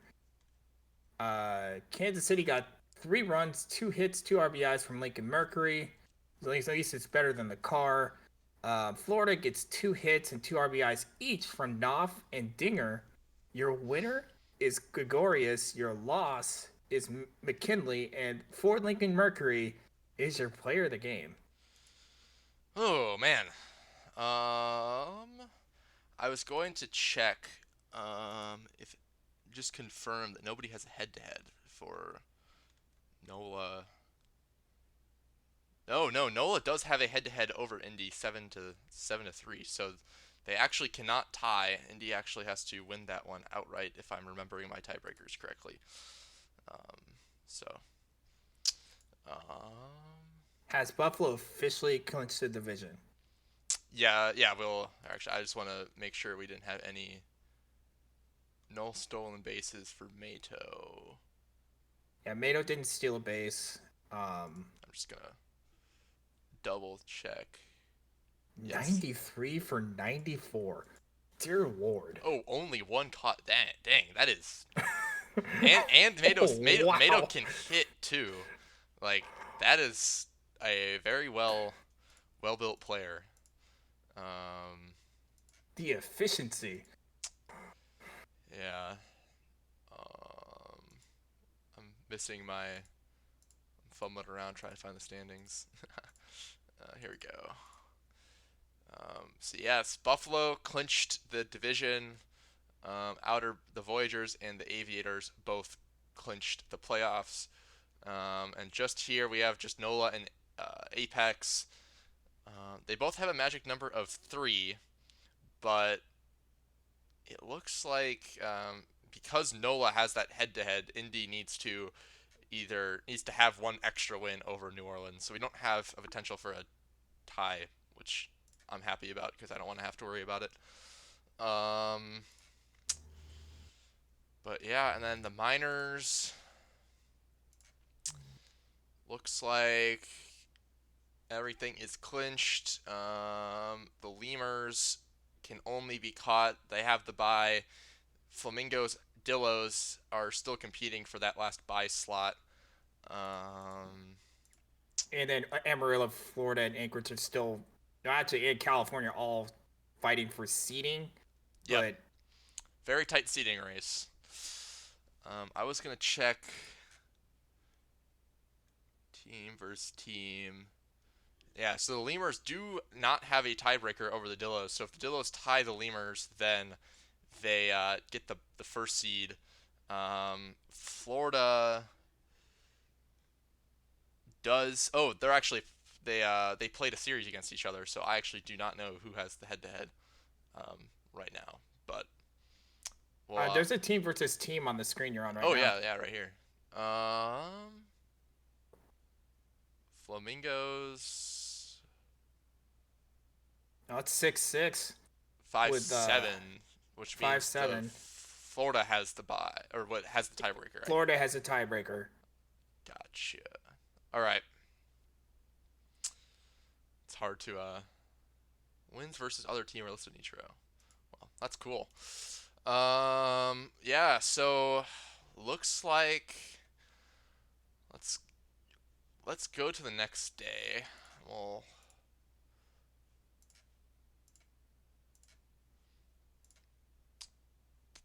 have to figure out which one we want to watch. Um. So I'm wondering because NOLA has the tiebreaker. So if NOLA wins and Indy loses, then this series is like that's a playoff clinch. Um, so I guess we probably want to watch this game then. How's the minors look? Um, if we were to watch a minors game, I would prefer to watch Bears because Beto has the potential to get that stolen base record. Um, And oh yeah, NATO and we already called a Bears game. yeah, State College does have the home run record that we need to look out for too. Um,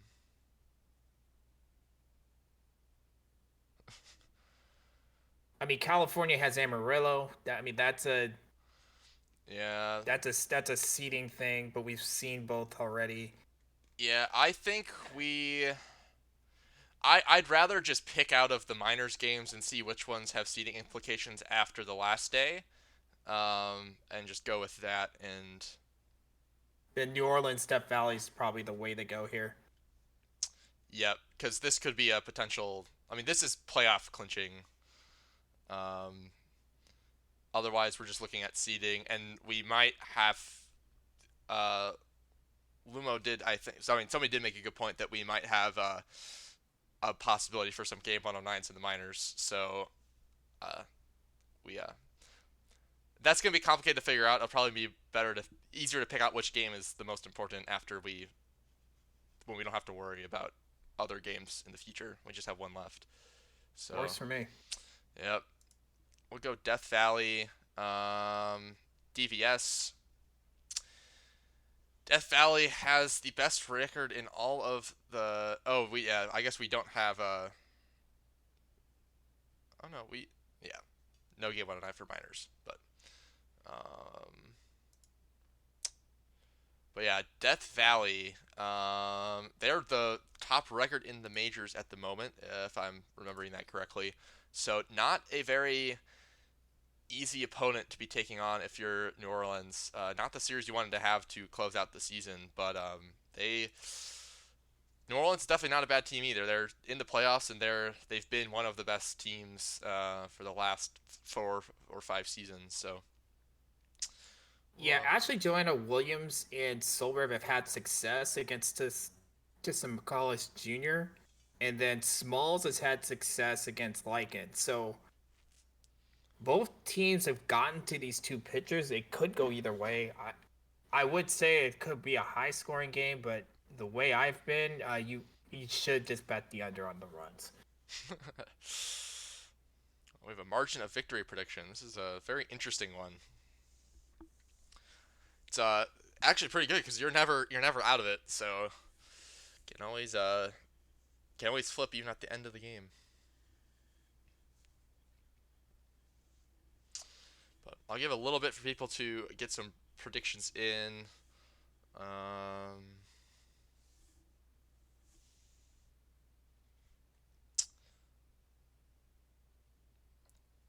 but yeah, this will be a good game. I mean, Indian Legends is tough because you have 5 really good teams there right now. That are all kind of one of them's gonna get left out. So, but we'll see if New Orleans can close it out here. But I guess we can get going and we can close prediction mid game. You want to take the first half or the second half? I'll take the first half of this one. You can have the excitement in the second. Sounds good. All right, we'll get going. All right, so here we go. Death Valley and New Orleans. Here is Steelflex facing Tismalis Jr. That's a fly ball into foul territory, and it is caught. One away. There's Mills. Mills will foul out to the catcher. 2 away. And then here's Williams. Williams with a ground ball to third. The throw to first is in time. So a quick 1-2-3. New Orleans 0. Death Valley coming up here. Essence will lead off, hitting 270 with 10 home runs. Here is the pitch. Ground ball to second, 1 away. Lycan with the pitch to Reeves. Reeves with a base hit up the middle.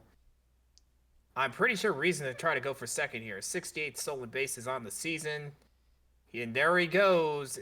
And they are safe. 69th stolen base. Nice. And there's the strikeout. Small strikes out, and Dionelius is your hitter. Fly ball to center. That is hit hard. That is gone. A 2-run shot, 442 feet, and it is 2-0 Death Valley here in the first.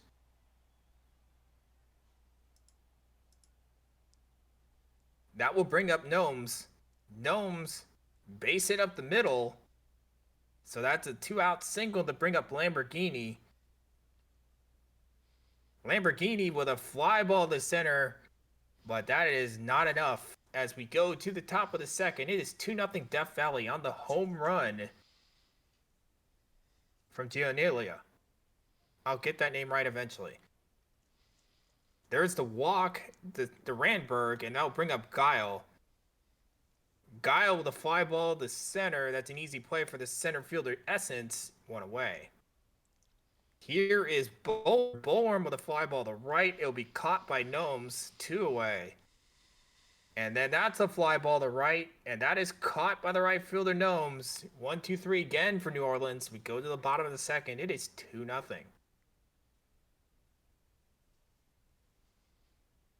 So here's Plainview. Plainview strikes out and gets a plain view of the bench. 1 away. Here is Flamingo hitting 283 on the season. From the pitch from Lycan, and he strikes him out.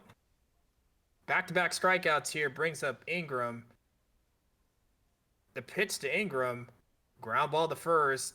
Pitcher covering. They make the play. Quick 1-2-3. It's still 2-0 as we go to the top of the third. So Taylor will lead off here.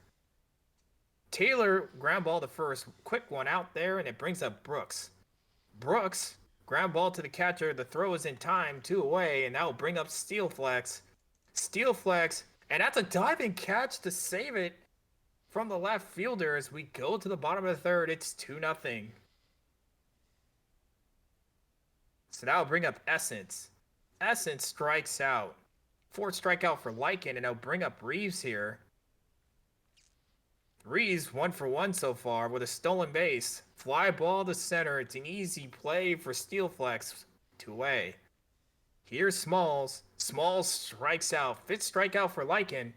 As we go to the top of the fourth, it is 2-0. Mills will lead off here. Mills 0-for-1 and will take the walk from Descalz Jr. and I'll bring up Williams. And there's this attempt for second. He's gunned down. Lamborghini with his 35th caught stealer of the season, and that ball's gone. It will fly away. First hit of the ball game for the Rougarous, and it's now 2-1. 470 feet blast from Ashley Joanna Williams. 27th of the season. And I'll bring up Randberg. Here's the pitch to Randberg. Fly ball to right. The easy play there for the right fielder. 2 away. Guile will take a walk here, and it brings up Bullworm with a runner on first. Attempt for second. Safe. Second stolen base, or 67th stolen base for Guile. But that doesn't matter as Bullworm will strike out. First strikeout for Quant as we go to the bottom of the fourth. It's 2-1. Here is Ted. Ted with another shot, and that will fly away. Second home run. Long gone. It's now 3-1 on the home run from Ted Gianilius. 30th of the season. Second of the game. And there's a base hit from Gnomes. So once again, back-to-back hits from their 4-5. And it brings up Lamborghini. Lamborghini, ground ball to second. They will turn the double play. Here's Plainview. Plainview ground to short. And that's out. So they do get the home run on the 30th home run for Ted Gianilia. So we go to the top of the fifth. It is 3-1 Death Valley. Here's Bang. Banged out at first here. Brings up Taylor. 1 away now. 2 away on the strikeout. And I'll bring up Brooks. The pitch to Brooks. Ground ball to short. Easy play there. 1-2-3 again. And if we go to the bottom of the fifth as we send it to Hiccup, it is 3-1 Death Valley. Yeah, we'll have Flamingo start off the Scorpions with a ground out to the pitcher. Ingram strikes out swinging. See, Yvonne Essence hunting 2 triples to tie the all-time triples in a season record. Running out of time to do it, though. That'll be a flyout to end the fifth. We'll head to the top of the sixth. Steelflex grounds out to the shortstop. Barely does not beat it out. Mills flies out to shallow right field. Now Ashley Joanna Williams blasts that down the left field line into the corner. That'll be extra bases, sliding in to second easily with a double.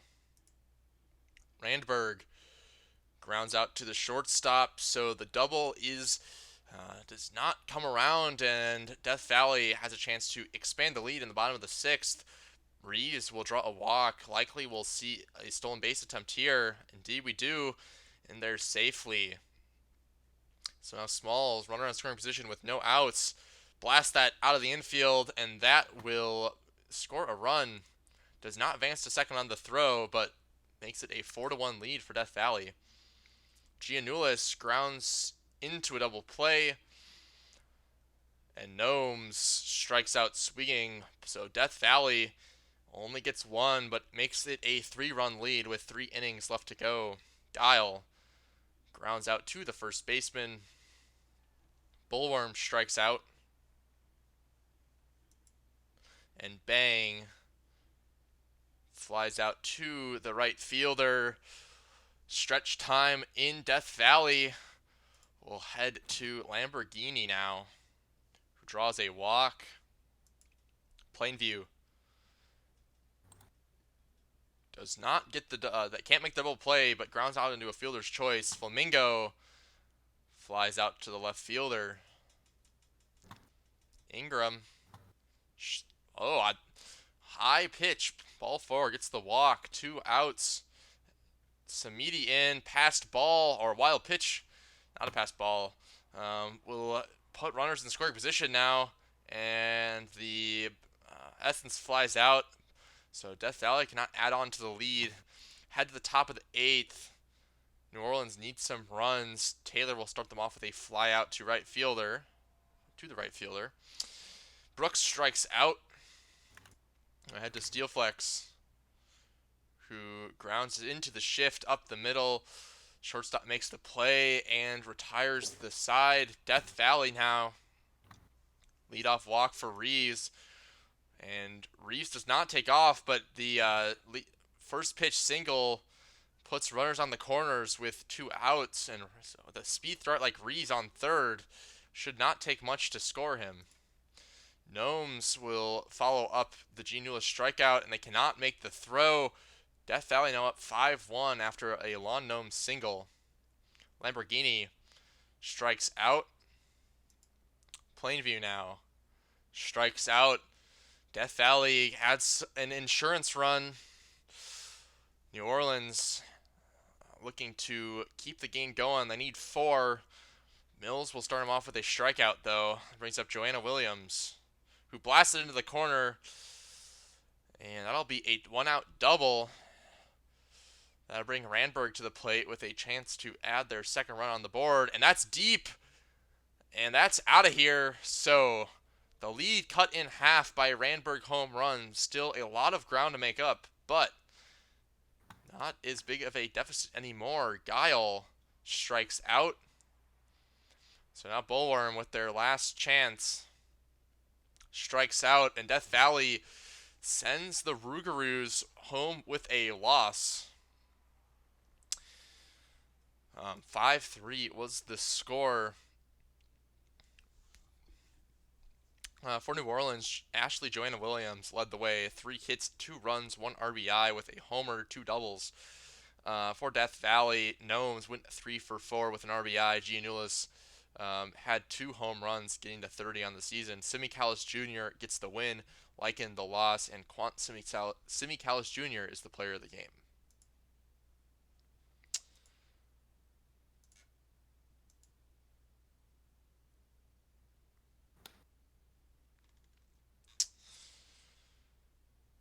So we are on to box scores. The San Antonio Sloths defeat Vancouver 5-2 with 4 runs in the top of the ninth, including the 2-run single for Shrub to put it away. As for the hitting here, Wolfington Jr. and Stewart each with 2 hits, Brown with 2 RBIs for Vancouver, Van Caliente 2 hits, 2 runs, 2 RBIs deleted for Vancouver. 3 stolen bases for Brown to get to 87 stolen bases of the season. Your winner is Abel. Your loser is Sheet. Emil gets the 4th save of the season, and Enrique Von Caliente is your player of the game. The Crabs beat the Voyagers 5-3. For New York, they were led by Angel, who went 3 for 4 with a run and an RBI. 2 doubles for him. Providence had 5 batters, only 5 hits, and scored 5 runs. One walk either. So they had 6 base runners total that were there doing. They still came home with the win. McKenzie had a 3-run homer, which was a big help for them. Woods gets the loss for New York. Doctor the win for Providence. Doctor is the player of the game. Buffalo defeats Outer Banks 7-6 with a back-to-back hits from Kelly and Savage to win it. 2 hits each from Thriller, Kelly, Cadavra, and Savage. 4 RBIs for Kelly. Claude got 2 hits for Outer Banks. 3 RBIs for Duke. 2 RBIs for Farquhar, including 25th home run of the season. Your winner is Delling, your loser is Ablasi, and your player of the game is Kerry Kelly. Boise takes down the Pathfinders for their 61st win on the season. The Pathfinders were led by Nico Hernandez, who went 2 for 4 with 2 runs scored. Boise was led by Udo Bonga, who went 3 for 4 with 2 RBIs and a run, as well as a triple. A ball gets the loss, Phantom the win, Bakugo the save, Tommy Callahan is the player of the game.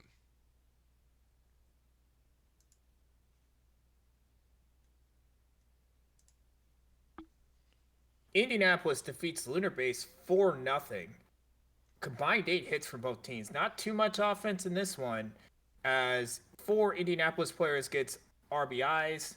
Among them, Alou, Fernandez, Car Crash, and Thompson.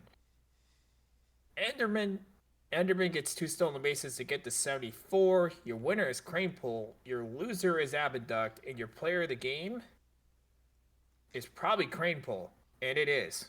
Yep. Took him out. They pulled him. So. I'm sure there was a chair thrown after they took out Crane Pull. Yeah, I have a feeling if we weren't in a, wasn't a simulation, you'd have a lot of player opinions that might be keeping some of those players in games because I don't know how happy somebody. They're for sure fighting something. Yeah. The Stars beat the Demons for win number 65. Detroit, 5 hits, 1 run scored by Valor Jr. RBI. That was a solo shot. For Nashville, 3 hits in 5 at bats for Cove with 2 RBIs and a run. Sakudo had 2 homers in this one. Cream gets the win, Strider the loss, and Ichiban Sakudo is the player of the game.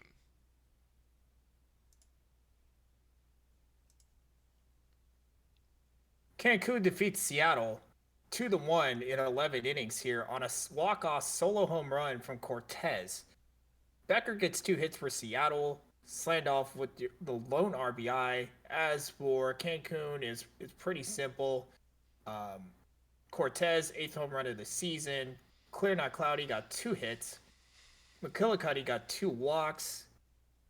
Your winner is Martini. Your loser is McQueen. But let's just put this out here. DeVries went 10 innings of 1-run ball and is your player of the game. Oh, my. McQueen came in, threw 2 pitches, and gave up the loss. Oh, man. Now, if you want to see an argument, there's your argument right there. We watched that. We do not have a home run from...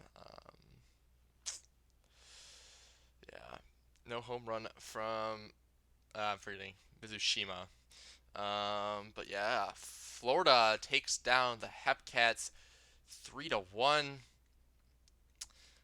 Florida was led by Bill, who went 3 for 4 with an RBI. Hunter went 2 for 3 with an RBI and a run. That was a homer. Kansas City was led by Gnome Child, who went 2 for 3 with a run and an RBI. Barry Balls gets the win for Florida. Sminius gets the loss for Kansas City, and Barry Balls is the player of the game.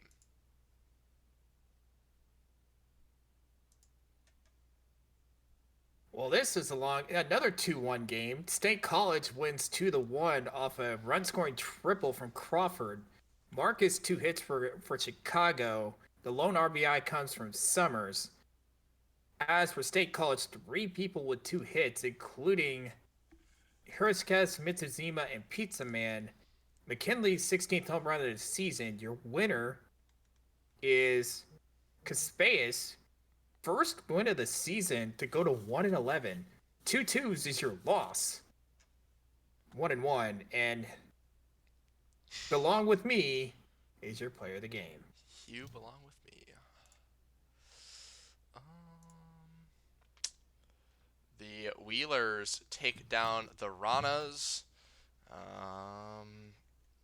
Anchorage was led 3 hits for Como, Toga, and Jones. Warren Peace gets the win, Dick the hold, and the player of the game is Himiko Toga.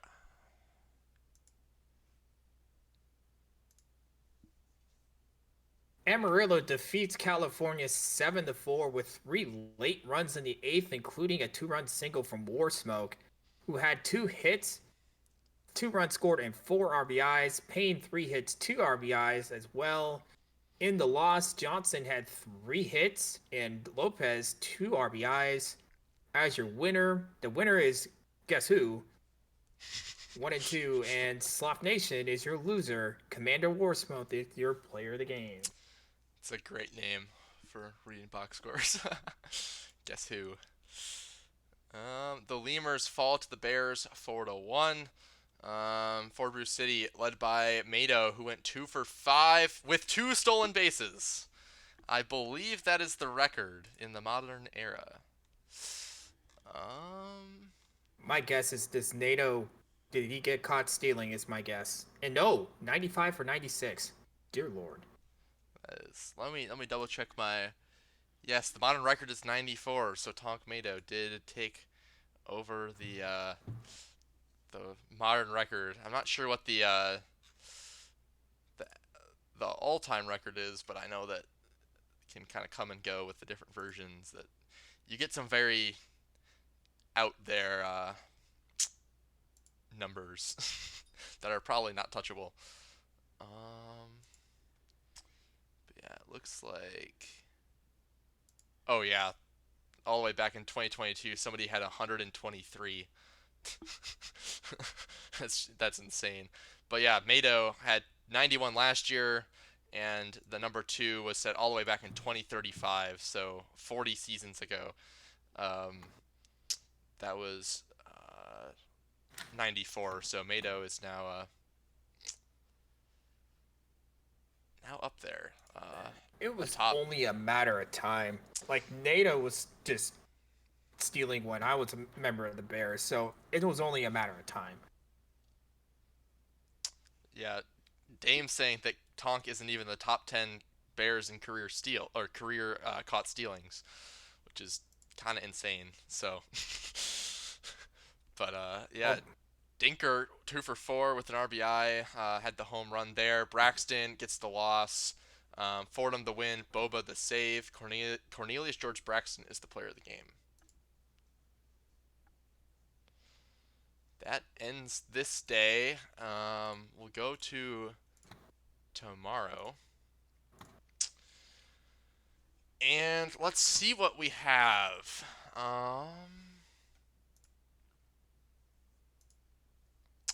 So we've got OBX Voyagers. That's for seeding. The Voyagers don't have the tiebreaker. So if they're tied, OBX gets the higher seed. We do still have a technical playoff race here. We have watched both teams though. We may want to watch one of them again. Um, what? Wouldn't Nashville get the because they're the division winner get the better seed here anyway? yeah, but this is for an actual playoff spot. So if Indy's tied with New Orleans, New Orleans has a Oh, head-to-head, and I'm looking at something different. I was looking at Nashville and Cancun. Don't don't yeah, mind me. yeah, yeah, they get the 1 and 2 for Death Valley and Nashville. So Cancun will play Nashville. But yeah, that's still up in the air. So we might want to go watch Indy a second time. How is the minor leagues looking? Um, so there is still a competition for the 1 seed. Let's see, is Florida in competition for the 2 seed? I forget what we decided, what we found out. They are. So Florida can still, if the Dillos win and the Lemurs lose, they get the 1 seed. If the Dillos lose and the Mingos win, they don't get a bye. Um, Who has the tiebreaker with Florida and Anchorage? um, Anchorage does. So, but that's 3 versus 4, which isn't as, I don't know. Basically, a lot of chaos has to happen for that all that to Yeah, there's so come much. into fruition. There's so much stuff that can go all over the place with that. That there's 4 teams that are all like they can drop one or they can go up one. So we know who's gonna probably get the two buys, but Bruce Louisville. City does not. Bruce City doesn't know who they're facing. Yeah, they could face either Anchorage, the Dillos, or the Mingos. Louisville does have a bye. The bye could also go to the Mingos or the Dillos. Um, but we could have Dillos and Dillos 1, Lemurs 2, Lemurs 1, Dillos 2, Lemurs 1, Mingos 2. Um, but yeah, I think I don't know what to kind of torn. I think because the minors is all seeding and this actually the I don't think we can pass up watching a actual clincher. So I think we're gonna go Indy. Um, 'Cause if Indy wins, they clinch. If they lose and New Orleans wins, New Orleans gets the spot. So I this, would go. Yeah, Indy has the better pitching matchup out of those two games. yeah, and the fact that they control their destiny, and we just watched this matchup, so Yeah, don't want to watch the same one over again. But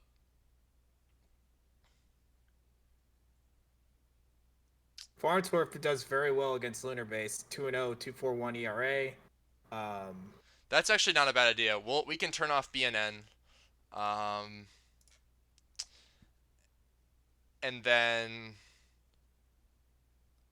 yeah, we'll turn off BNN and we'll watch this game. And if Indy wins, they clinch. We're done.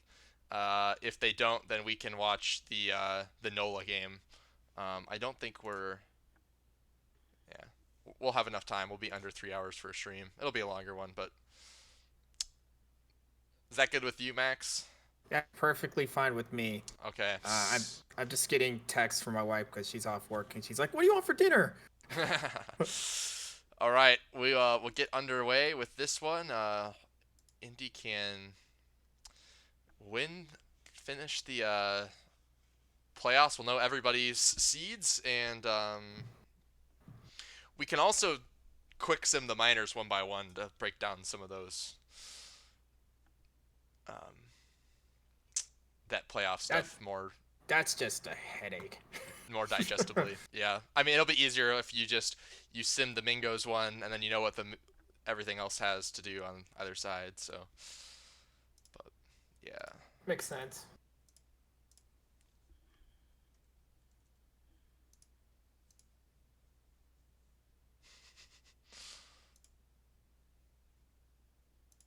I'll call the first half of this one. Sounds good. Have D Fernandez over under 2.5 hits, and there's a lot of money on the under. So somebody has a Oh, oh we had the got taken down. I think 2.5 was probably not. Oh nope, it closed. Okay. it closed. Yeah, Yep. so we can get 80% of the money's on under. I can't blame him. Fernandez 9 for 31, 3 home runs against Ford. I probably would take the over just because I like chaos and Fernandez is hitting 306 with a 979 OPS. So I think Fernandez can get 3 hits. 3 hits is just so many. I don't think it happens 1 out of every 5 games. So I'm happy with my higher. But I also don't. It's doable. It's not a lock, but we'll get started with a potential playoff clincher here. All right, so here we go. Here's the pitch to Enderman. Enderman strikes out swinging, so that will bring up Alu, who's also been struggling with Enderman. Here's the pitch to Enderman. And Enderman walks, so that brings up Fernandez. Attempt for second, safe. 75th stolen base for Alu. Gets the second for Fernandez, and Fernandez promptly strikes out. So that'll bring up Car Crash, who's also struggling. And that's a base hit to right. That should score a run. The throw home is not in time. So Car Crash, RBI single. It's 1-0 Indy. That brings up catcher Scooter. And that's a fly ball to left, and it is caught. That's the end of the inning. One hit on one run, one hit. Either way, it's 1-0. Here's Eastcliff, fly ball to center. Easy play for Thompson. One away. Here comes Leg. Leg, base hit up the middle. So one out single brings up Sterling. Leg will probably try to steal here. And there goes Leg. And Leg is safe. 85th stolen base. Wouldn't be surprised if he went for three and thought about it, but there's the walk. So that brings up Poe. Poe strikes out swinging. Two outs here for Texas Ranger.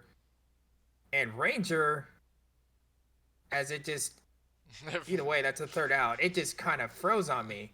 Either way, it's 1-0 as we go to the second here. And it brings up Callahan. Callahan baits grounder to third is out. Brings up Rosenthal. Rosenthal with a fly ball to right, and that will fly away. Home run for Rosenthal. It is 2-0 Indy.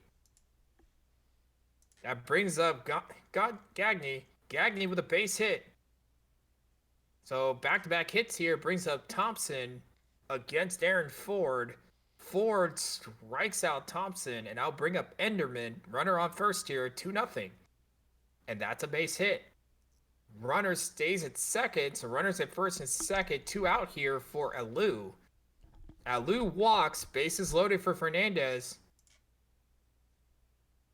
Fernandez doesn't get the distance on that one, and it's dropped by the catcher. Mark Andrews at catcher here, and that brings up a pop fly to center, and that does nothing. So we go to the bottom of the second. It's 2-0 Indy.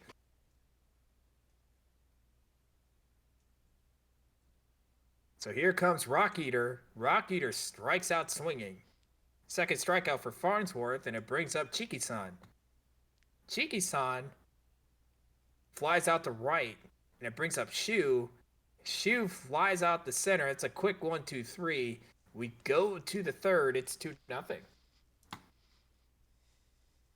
So that'll bring up Car Crash. Car Crash strikes out. So that brings up catcher Scooter. And Gabriel strikes out swinging. Back-to-back strikeouts for Ford. Fifth of the game. Brings up Callahan. Callahan will fly out the center fielder, Chiki-san. As we go to the bottom of the third, it is 2-0. Fly ball to left for Slamson, and it's gone. Fly away for Slamson, ninth of the season. It is 2-1 Indy. Here's Euclid. I can't move him. And that's a walk that will bring up Leg. Fly ball to right, and it's caught. One away. So that will bring up Sterling. Sterling strikes out swinging. Third strikeout for Farnsworth, and it brings up Poe. Poe flies out to short left. So we go to the top of the fourth. It is 2-1. Here is Rosenthal. Flies out to the center fielder. Gagne strikes out. And here is Thompson. Thompson with a fly ball to left center. Does it have enough? No, it does not. So we go to the bottom of the fourth. It is 2-1 Apex. Here's Texas Ranger. Strikes out swinging. Fourth strikeout for Farnsworth. And it brings up Rock Eater. Rock Eater gets the pitch, and that is into the corner for a single.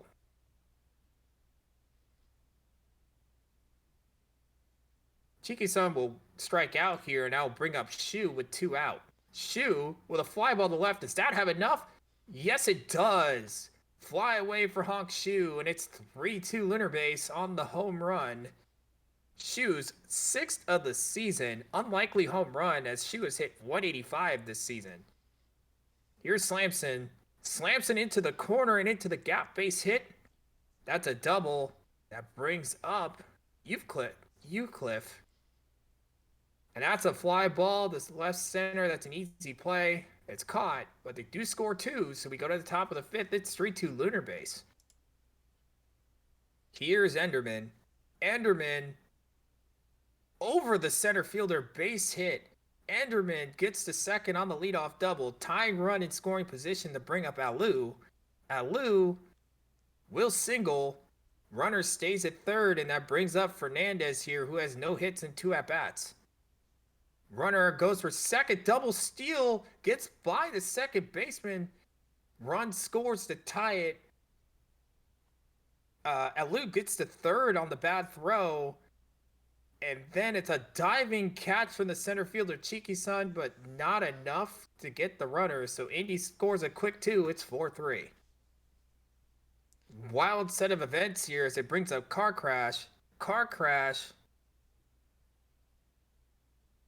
flies out to right, and that's a base hit to left into the corner. That's a double for catcher Scudder, and it brings up Callahan.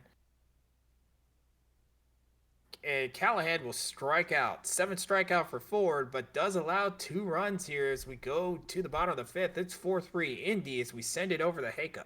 Wow, that was quite a turn of events on that 1-3 throw down.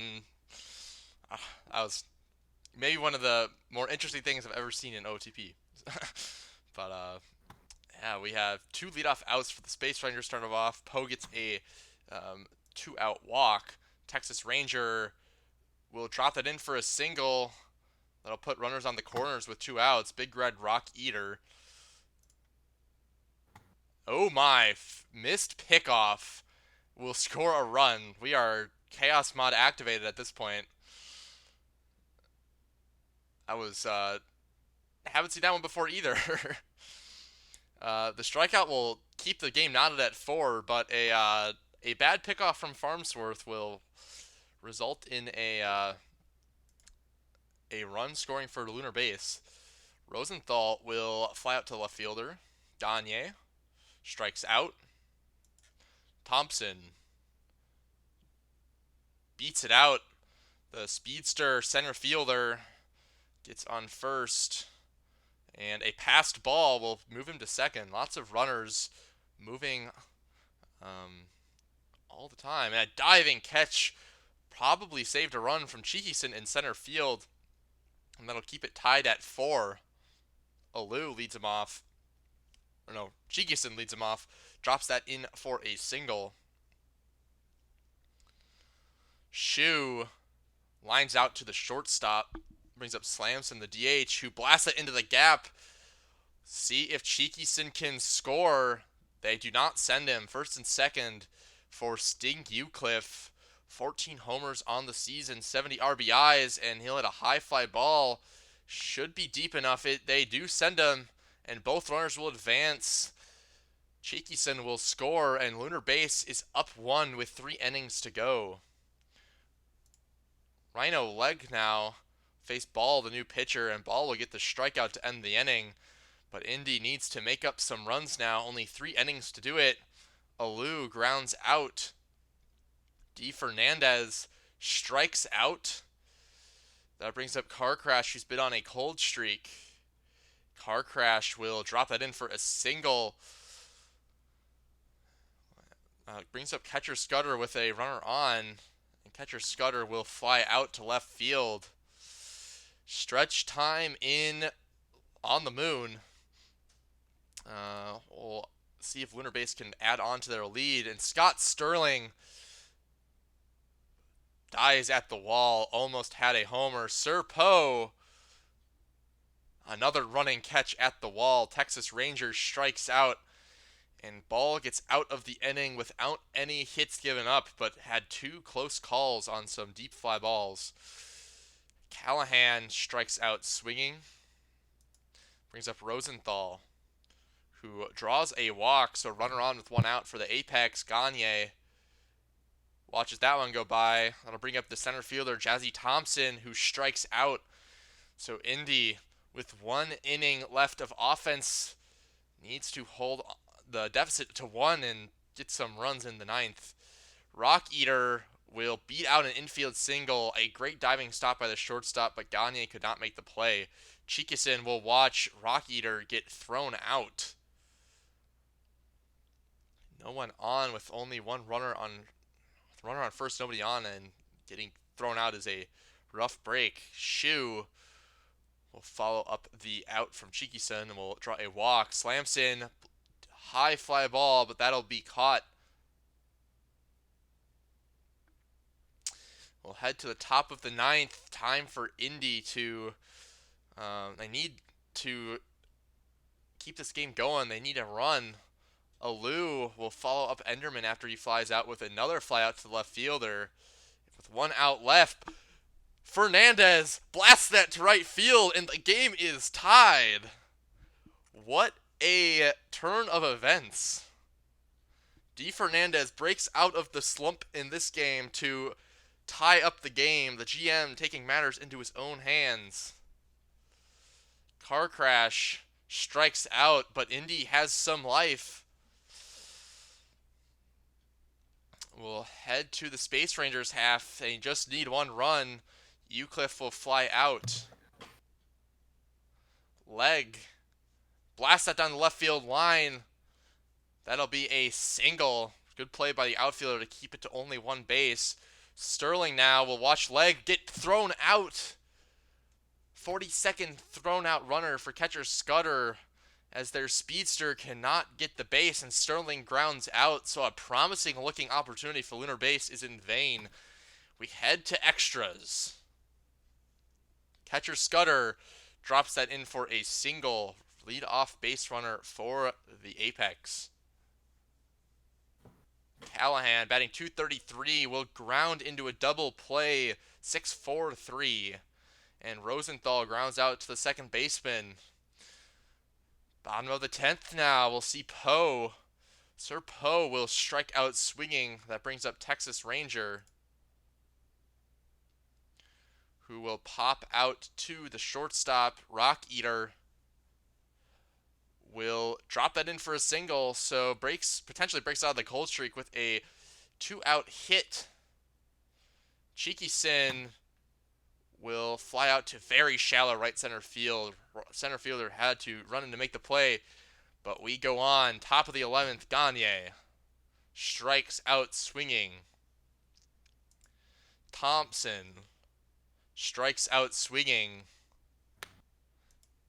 Enderman on a cold streak gets a single up the middle. Likely will be able to put a runner in scoring position off of this too with the speed threat that Enderman is. It will not go, but Alou will blast it into the gap, but it's caught by the center fielder. And the Apex cannot get a run. We go to the bottom of the 11th. Honk Shu blasts that to deep right field, and that's gone. Honk Shu with home run number 2 on the season. The sub 200 hitter hits 2 home runs, including a walk-off, and ends the game. So Indy will need to watch to see if the Rougarous can, or if Death Valley can beat the Rougarous. Otherwise, their playoff hopes are in jeopardy. We had one GM with 2 outs just tying it up, and then we had another GM in the bottom of the, or I guess former GM, ending the game. What a game. Is the under. Fernandez only had the homer. They were led by Enderman, who went 3 for 6 in the leadoff spot. Leg went 2 for 5. Rock Eater went 3 for 5, and Shu went 2 for 4 with the 2 home runs.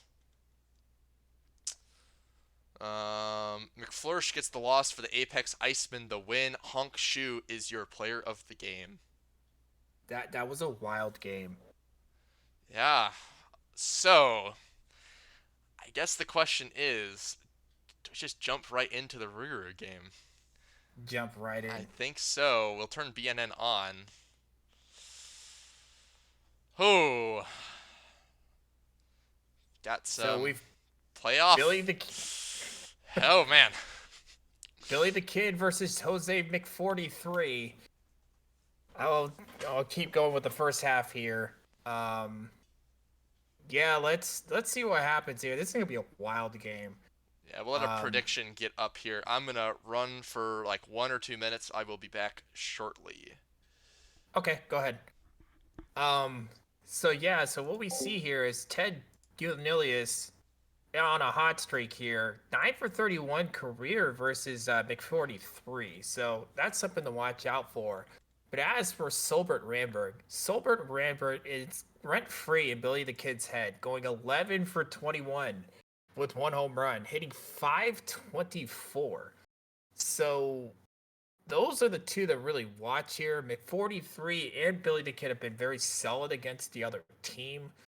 So, and we've seen enough chaos in the past couple games to, tell you that anything can happen.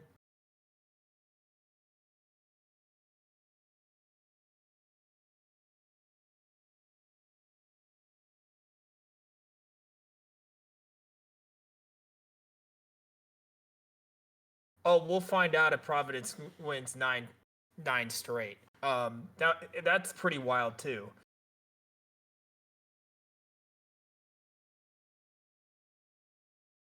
Oh, we got bribes going in the chat here.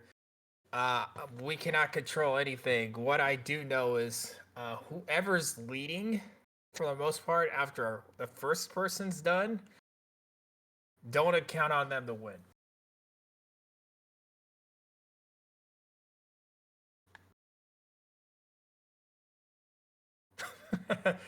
just simple. Who's gonna win, NOLA or DVS?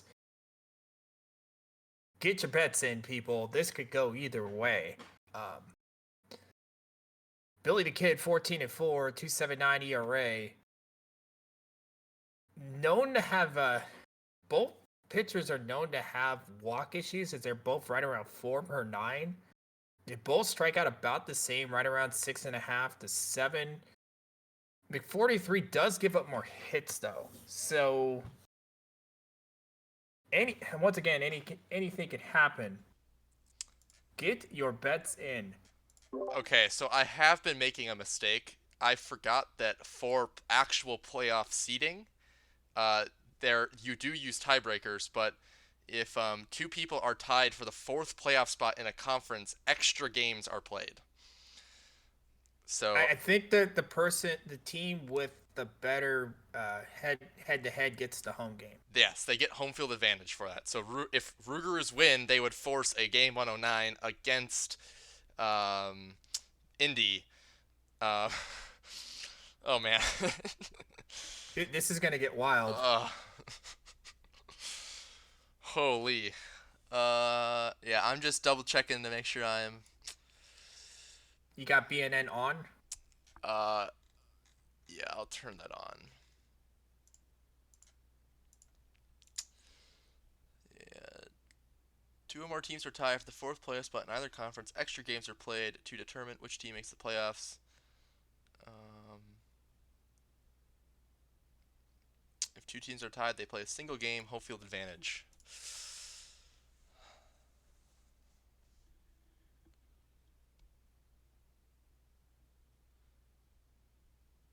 Sorry, we're not watching a we're not watching a minor league game to see if we have a record. We can't have a potential two extra two extra games.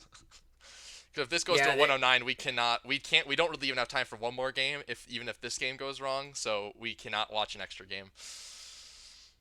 yeah. That's just gonna be wild. Okay. I'll call the first half of this game too. Yeah, I've been having some good chaos mod luck with my second halves. Yeah, it's your turn. I had it earlier. Okay. We So all right. so here we go. Here, critical game between Death Valley and the Rougarous.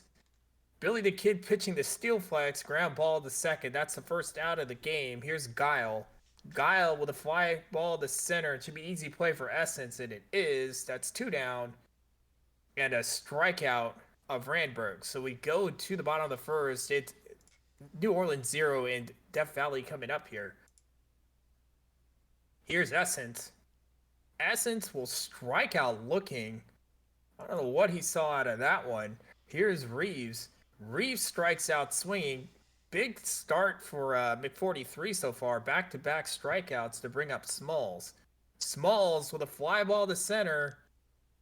More left center, and it's caught. So quick 1-2-3 inning for both teams as we go to the top of the second. No score. So that will bring up Bang. Bang walks. And now bring up Mills. Mills with a base hit up the middle here. Runners at first and second. That brings up Williams. Ashley Joanna Williams will walk. Bases loaded, nobody out. Bullworm up here. Ground ball. They get the double play, but the run does score. It's 1-0 New Orleans. So that would bring up Taylor. Taylor hitting 213 on the season, and that's an easy play for the shortstop Flamingo. And we go to the bottom of the second. It's 1-0 Rougarous. Here is the pitch to Gianniglia, and that's a fly out for second. Here's Gnomes. Gnomes base hit to right. That puts the tying run on for Lamborghini. Lamborghini with a well hit ball off the wall, but it's caught. What a Here's catch. Plainview. Plainview will fly out the left. That was a wild second out and that easy third out. So we go to the top of the third. It's 1-0 Rougarous. And there's the strikeout. Second strikeout for Billy the Kid on Brooks. And now bring up Steelflex. Steelflex will walk. So one out walk here. And it brings up Guile. Attempt for second. 45th stolen base for Steelflex. Will they go for third? No. Ground ball to the pitcher, and it's getting by the first baseman. Everybody is safe, and that will bring up Randberg. Randberg strikes out swinging. Free AC for the fans as it brings up Bang. Bang, ground ball to short. Easy play the first. They get out of it. We go to the bottom of the third. It's 1-0 Rougarous.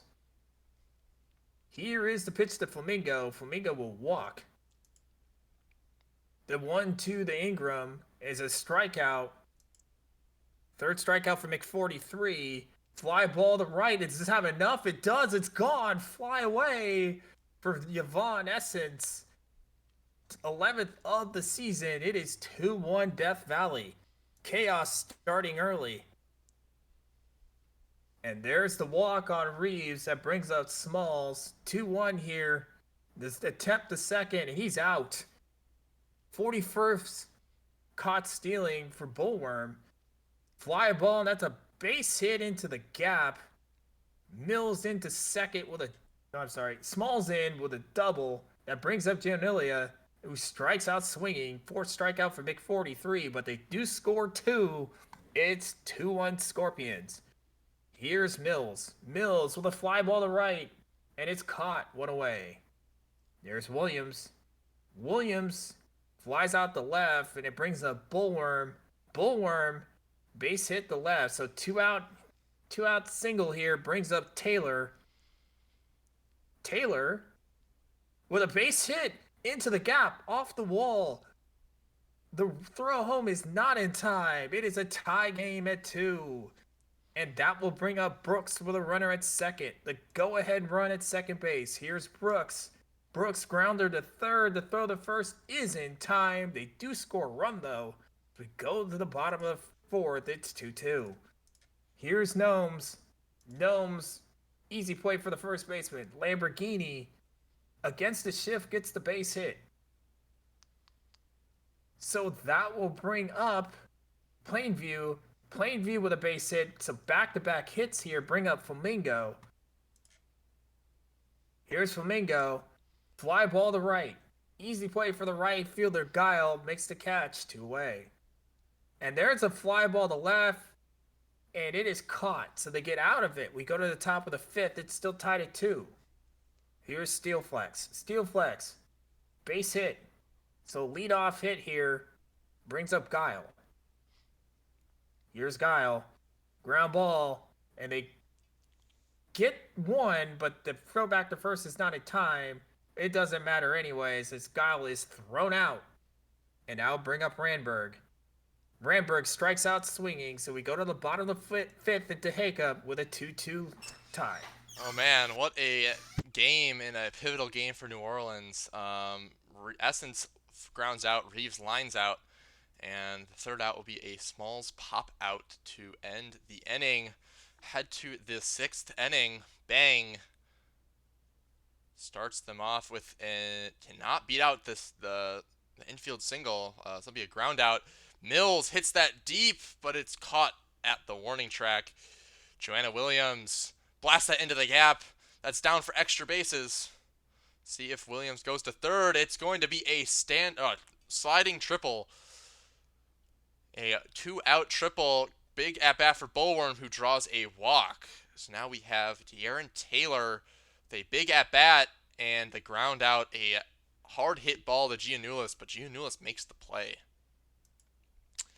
Head to Giannoulis on Death Valley's side, and he will fly out to the left fielder.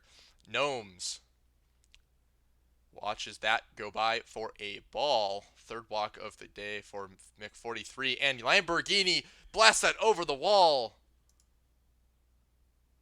A two-run home run. Plainview grounds out, and Flamingo gets a single. What a play by Lamborghini to get that home run. Side is retired now, but DVS up 2 now. Nola needs to respond. Beckett Brooks drops that in for a single. Steelflex now pops out into foul territory to the right fielder. And Guile lines it down the line. Runners are going to be on second and third with one out here. Randberg with a big at-bat. And Randberg hits a high fly ball. It should score Brooks. And he's safe. Runner on third now. Bang can tie it up with a hit.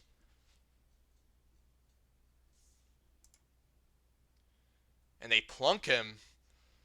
That'll bring up Mills instead. And Mills will fly out to the left fielder. So New Orleans still behind, but gets a run as we head to stretch time in Death Valley. Essence strikes out looking. Brings up Reeves, who watches that go by high for ball 4. 50th walk on the season, and then Reeves takes off for second. It's in there safely. Smalls as a runner in scoring position now, but strikes out. That'll bring up Giannoulis. 30 homers on the season, but a strikeout for him there. We head to the top of the 8th. 1-run game, 2 innings left. Williams blasts that into left field for a single. Could not get it into the corner, but a leadoff hit for the Rougarous nonetheless. Bullworm strikes out. That'll bring up Taylor, who strikes out. And that'll bring up Brooks, who blasts that into left field, but it'll be right at the left fielder. We head to the bottom of the 8th. New Orleans has 1 inning left to tie up the game. Gnomes, though, will start off the Scorpion quest to add some insurance runs. Lamborghini strikes out. And Plainview strikes out. Jackson strikes out the side. We go to potentially the last inning of baseball for the Rougarous this season. See if they have some fight in them. The Steelflex strikes out. Guile grounds out to the first baseman. Randberg strikes out looking, and the Scorpions end the Rougarous season short. With a 4-3 victory. Of course, the chaos would happen, after. And EMLB, Commish, thank you for the raid. Welcome in, welcome in. We've got a wild playoff race going right now, I can tell you that. Yep, but the Rougarous will not will not be heading to the playoffs with a 59-win season. For New Orleans, they're led by Williams, went 2 for 3 with a walk. Death Valley's star was Lamborghini, who went 2 for 4 with 2 RBIs, as well as that big home run to put them up 2 in the 6th. Mick43 gets the loss, Billy the Kid the win. Billy the Kid is the player of the game.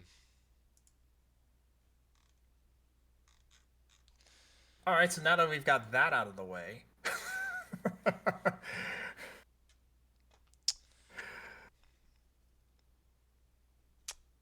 All right. Because we're kind of late, I'm just going to fly through the box scores really quick. Feel free. Yeah, I'll just motor through them. Vandals win 3-2. Von Caliente goes 3 for 4. Woofington and Stewart get 2 hits. Shrub gets the win. Velo the save. Aria the loss. Aria is the player of the game. Toronto takes down Boise, led by Deathridge, who went 3 for 3 with a run, RBI, and a walk. Boise was led by Bonga and Hopkins, who both went 2 for 4. McIntosh gets the win, a miss the save, Namanon the loss. Tyler Deathridge is the player of the game. Outer Banks takes down the Surge 8-2. They were led by Singh, who went 3 for 5, 17 hits total for Outer Banks in this one. Buffalo was led by Savage and Kelly, as well as Tomlin, who all had 2 hits. Schramm gets the win, Whiskey the loss. Lanky Schramm is the player of the game. New York takes down the Crabs, winning 3-1. Skatos is the star for New York in this one, 3 for 4 with a run and 2 RBIs. Providence has Southworth and Goose get 2 hits. James gets the loss. Non-disclosure agreement, the win. Moose Jr. the save. Laharm James is the player of the game. The Demons take down the Stars 8-5. They were led by Donuts, who went 3 for 4 with 3 runs and an RBI. Nashville was led by Judge, who went 2 for 3 with 1 run, 2 RBIs, and a walk. Zach Mulder gets the loss. Holmes the win for Detroit. Belfour the save, and Dunkin' Donuts is the player of the game. Love 31st home run of the season. Yes, that's cracked the 30 mark. DVS, we watched that one. Goose Cancun. and Deathridge hit 35 each. Yeah, lots of really high. Well, we can take a look at the stats actually after, but lots of really big home run totals. There were some people that are on absolutely insane paces this season that but yeah. Star here for Cancun in the loss was Murphy and Sneck. Sneck went 3 for 4, 2 runs, 5 RBIs, and 2 walks. Seattle 4 for 5. Or Reese went 5 for 5 with 4 runs. This was a very big offensive game. McQueen gets the win in relief. Martini the blown save. Lee a blown save. Cotswold the loss. Pee Wee Reese is the player of the game. And Lunar Base did that one. Okay, so minors games. No home run for Hizushima. Louisville wins, so they get the 1 seed. The Dillos win, so they get the 2 seed. The Mingos win, so they get the 3 seed. And the Wheelers win, so they get the 4 seed. Firehawks will be your 5 seed, and Bears will be your 6 seed. Bears fall 5-2 to the Lemurs. Lemurs were led by Pink, who went 2 for 2 with 2 runs, an RBI, and a walk.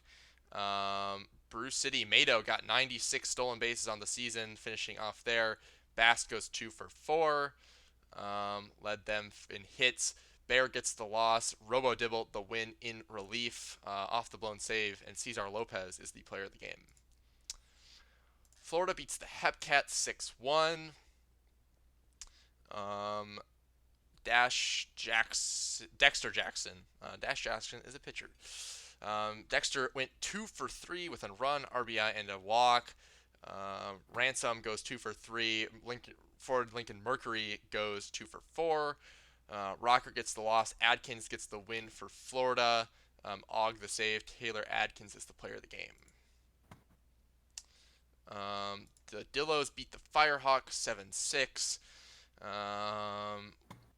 Power Bat Little Bark and Altuve led the Firehawks with 2 hits in this game. Amarillo had 3 batters with 2 hits, Warsmoke, Payne, and Von Kreistelhauser. Takahashi gets the win, Johnson the save, Valek the 4th the loss for California, and Commander Warsmoke is the player of the game. Chicago beats the Swifties 12-4. 3-hit days for Hinckley, Cheech, Dog, and Decantor. 4 for 5 day for McInlay for State College. Infinity gets the loss. Hizinga the win. And Lee DeCantor is the player of the game. And the Wheelies beat the Ranas. led by Backel, who went 3 for 5 with 3 runs.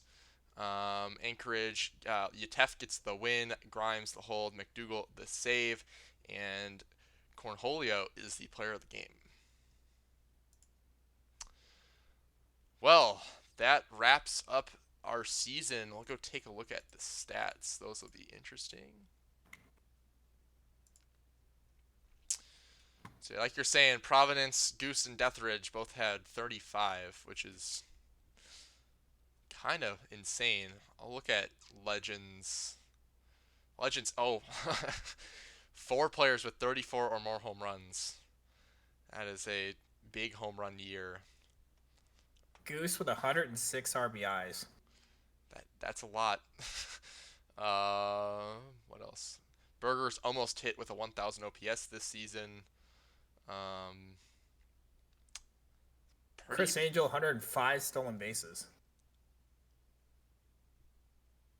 Oh man, that. I wonder what the record is.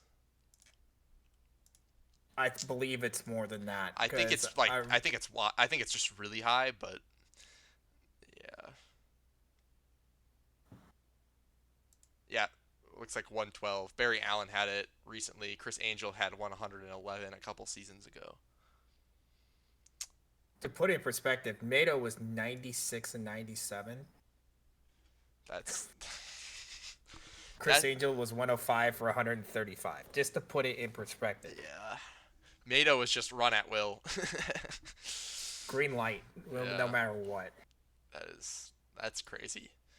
But yeah, I mean, Chris Angel will now have that is tied for fifth with last year. 105 is tied for sixth. So Chris Angel would have 3 of the top 6 seasons of stolen bases in the PPE. Pretty phenomenal.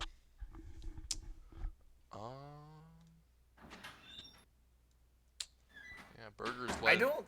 offense. Did Stun win the reverse triple crown? We do not know. What? Um, What? Pitching leaders looks like Kaufman finished with the lowest ERA. Arya had the highest pitcher WAR. Kaufman has the lowest WHIP as well. Arya finished first and fifth. That's going to be a very close pitcher of the year race between Arya and Kaufman. Can we see the combined and see how that looks up? Yeah, sure.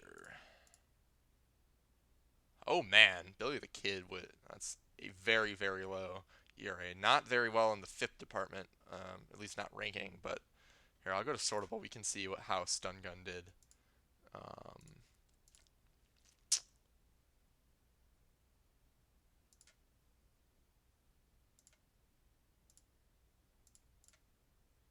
We need qualified pitchers. ERA, Stun Gun. What are the other Triple Crown stats? We're going for. Go to ERA, 8.41 worst. Let's look at losses. Lowest FIP. Yeah. Most losses, but did not get the least amount of wins. That would go to wins real quick. That would go to Thunder Miller with 1 win on the season.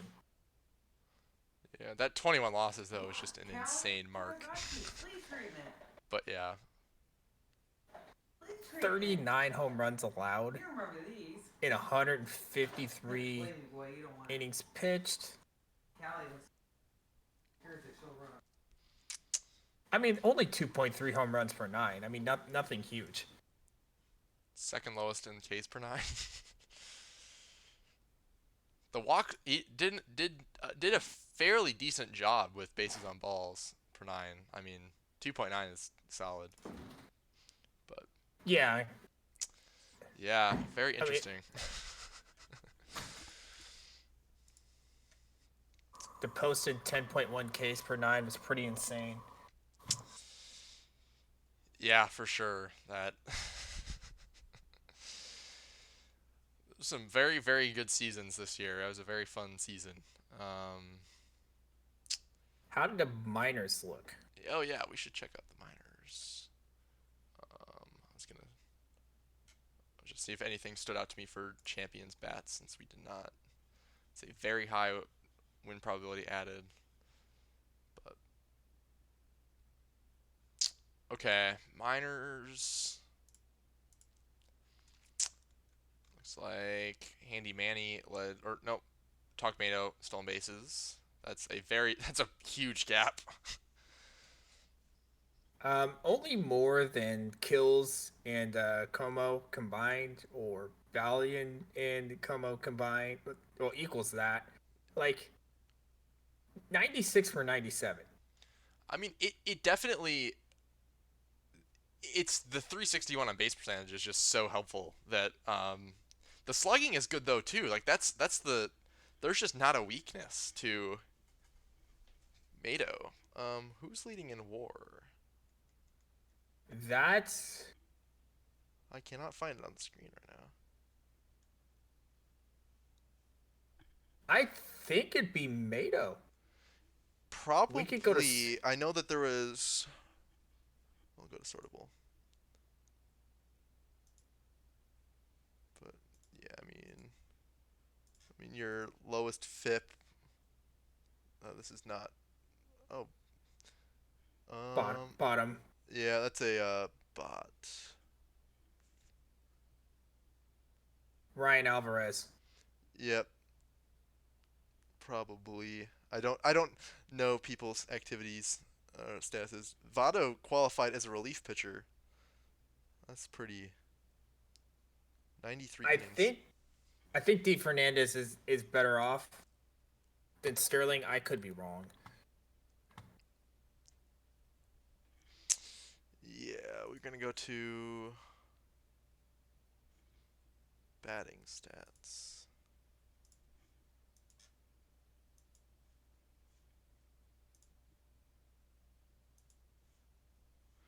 Cassius considerations. Yep, that this is a very impressive season. Considerations has um, batting 297, 773 OPS out of center field. So very good pitching or very good hitting. But the fielding, 20 zone rating out in center. That's nuts. Yeah, like I, just That's absurd. unrealistic. Like it's insane. But yeah, so considerations will most likely be player or get the MVP this season. Tornado becomes officially the Bears' all-time WAR leader, despite having zero in his rookie season. Oh man.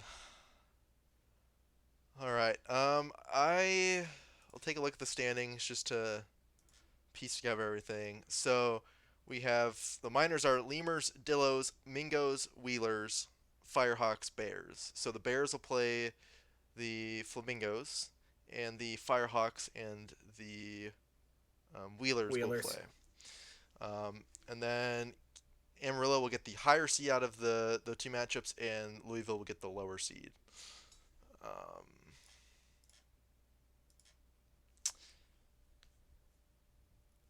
we've got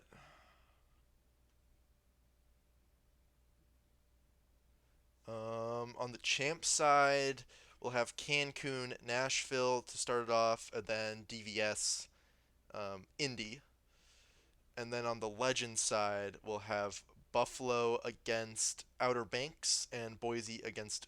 Oh no, Boise's the one seed, so Boise gets Outer Banks and Buffalo will get New York. Oh, that's right. All right. Well, I think that concludes today. I'll get the index updated so everybody can check out the stats and everything of their own players.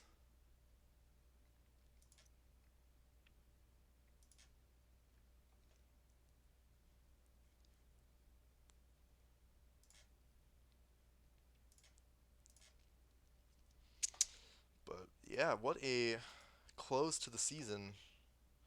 Had a very exciting game. It's probably one of the more the closer playoff races we've had in the majors in a while. It was a pretty crazy race the way that all panned out. For sure. Yeah. I mean, sometimes we get stuck with some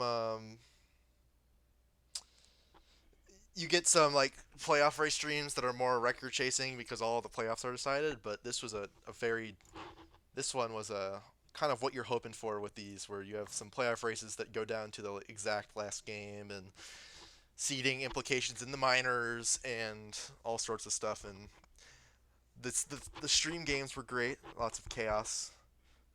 It's always fun, but yeah, is this your rookie season? Yes, Yep, with OBX. Yeah. it's my rookie season with OBX. How's it been going? I got bit like life hit me, and I missed a couple updates the past couple weeks because a lot of stuff happened in the last couple weeks was abnormal. But it's been a very solid season. I was near the minors cap anyway, so it's like I couldn't really. I'd be banking a lot of points anyway if Yep. I had stayed the extra year. Um, so I was just open to being called up. Um, Season's been pretty solid in the bullpen. Get to work on a few things. I still need to work on that movement. Still have to work on that control. Um, but yeah, it's been a very solid season. Outer Banks has been absolutely great. Um, Working with me. Like what had happened is like I have like being a perfect team. I had a huge PTCS stream on 2 Saturdays ago, and then the only race I do on my other game, the E 24 hours of Daytona, ended up on the other Saturday, so I missed one of the two updates. It was just bad luck on Yep. everything.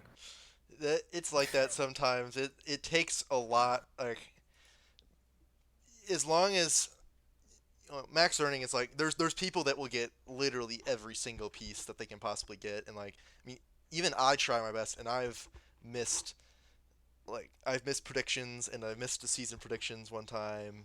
It's like it's really hard to get everything, and it's really just the consistency of like always getting the solidly doing well that really gets you up there. Because once you get to the upper ranks of the TPE, it doesn't. It's pretty diminishing. You get a pretty diminishing returns because you're not getting. Once you're up to 1500, 1600, your build is pretty much finished, and you got a bunch of like stuff that's more luxury than it actually is super necessary for what you want to get there. Normally, once you get to like the 1300 TPE range, 1200 ish, that's kind of the range where people start to really take that next step. But Yeah, I'm a long way from there right now. I yeah, think I I am still in the 400s. yeah, and that's the thing. Is like I was like that. It's like, man, this is. It's like I think I'm in year 4 in the majors, and I'm like, yeah, it feels like I got a long way to go. And I thought about it today as I was doing my update. I'm like, I'm at 1350. I only have like 3 seasons left in time, and I have to start doing regression. Like, it flies. But This season has flown by. I'm not gonna lie. yeah, it actually for me it felt like it went pretty slow. Um, but it's been one of my favorite, I think, between my player doing well and then also just so many crazy seasons, um, tight playoff races. Um, my lemurs have been did got the 1 seed. They did well, so yeah, it's been great. But we did. Yeah, I'm really happy with the way the season's gone. I hope year two will be much better. I don't anticipate having as much abnormal busyness as I had here. Yeah, I mean it really isn't like a huge deal. You're missing like 15, 20, 30 in a season, like sure, not like you'd rather have it, but it isn't really a big deal in the grand scheme of things. It's not gonna be an impact that you really feel that hard. But Yeah. we did have an Ask the Booth, which was, does draft potential get affected by who scouted you? And I'm not totally sure what. I don't think so. Um, are assuming you're talking in terms of I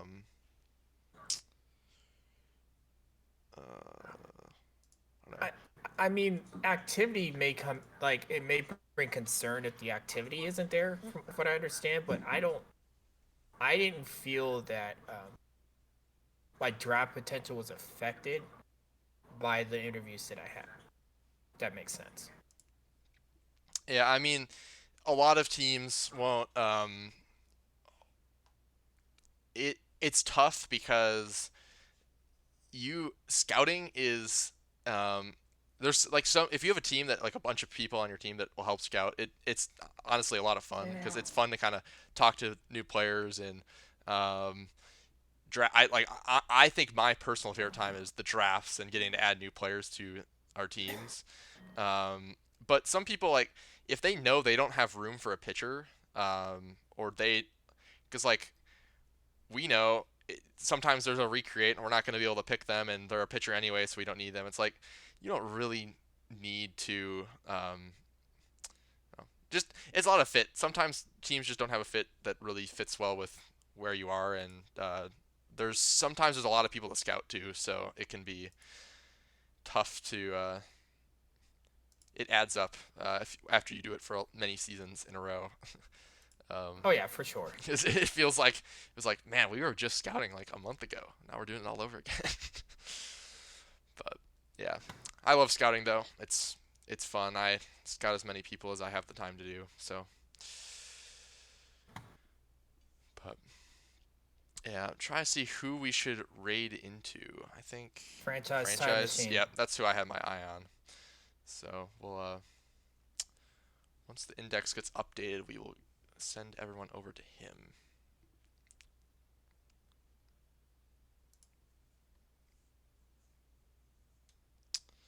But yeah, I mean, there's also been some people that you get drafted later and have been phenomenal picks. You find there's always some people that get overlooked and really, really overperform their draft stock that they got. So even if you're picked late, I would not worry too much about it. You still you can control your earning and um, still be a top player, even if teams don't see that in you right from the draft.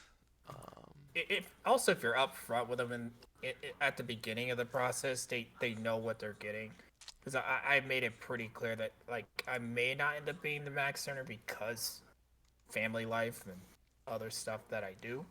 So as long as you're up front and not like say I'm gonna do all these things and then flake out, I think it's better if you're just up front. That's from what I've understood. I could be wrong, but no, I mean, that's from what I understand in the process. yeah, that's I would definitely agree with that. There's room for people, even if you aren't going to be a max earner, you can still make a good player and contribute to teams, and teams will still want you. So it's not like you don't have to like even if you don't max earn, teams are still going to have spots for you. Um, so that isn't like it isn't like if I'm not going to earn 180 TPE, 109 like 180 TPE in a season that nobody's going to want me on their team. People, if you're active and people will want you around. So I'm trying to find the link I need to click. Don't choose the wrong one. That could end up to bad things, man. I think I got it now, so we're starting the second half.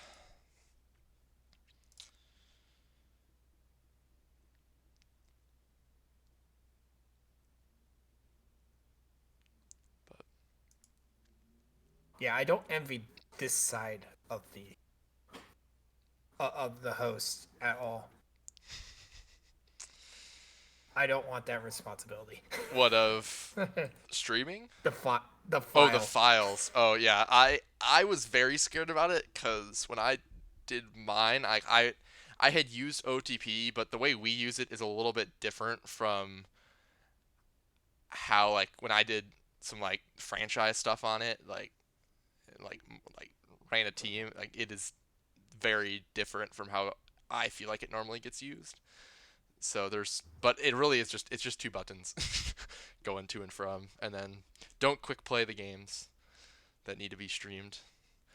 Happens once in a while, but Oh yeah. yeah, I don't know. It it is a little stressful for a bit, but after you kind of get past um, the worry about ruining things and get more comfortable, like I'm pretty much on autopilot when I stream. So, but and Enoch and Dame and a handful of other people do a great job if something goes wrong with the file. So there's pretty much always a fix. Uh, you would prefer not to have to fix them, but Of course. we have a great group of people that can fix things if they get messed up. So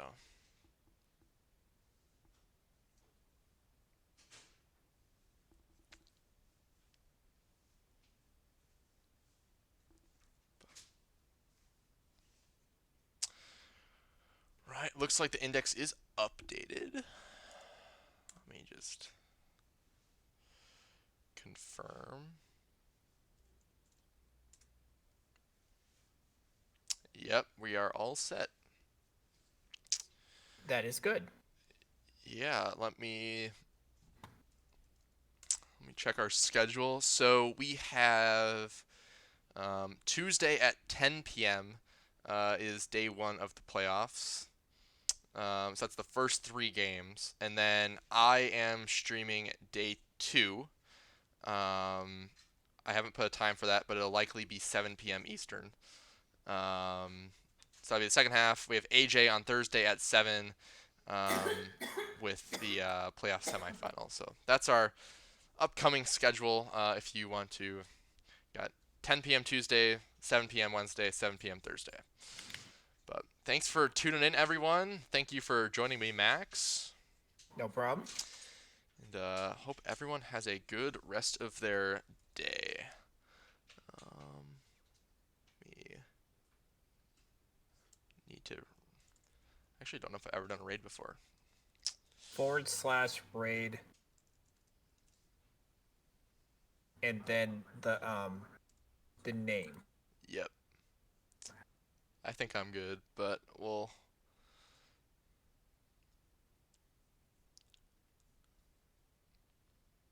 All right. Send you off to Franchise Time Machine. Thank you, everyone, and have a good night.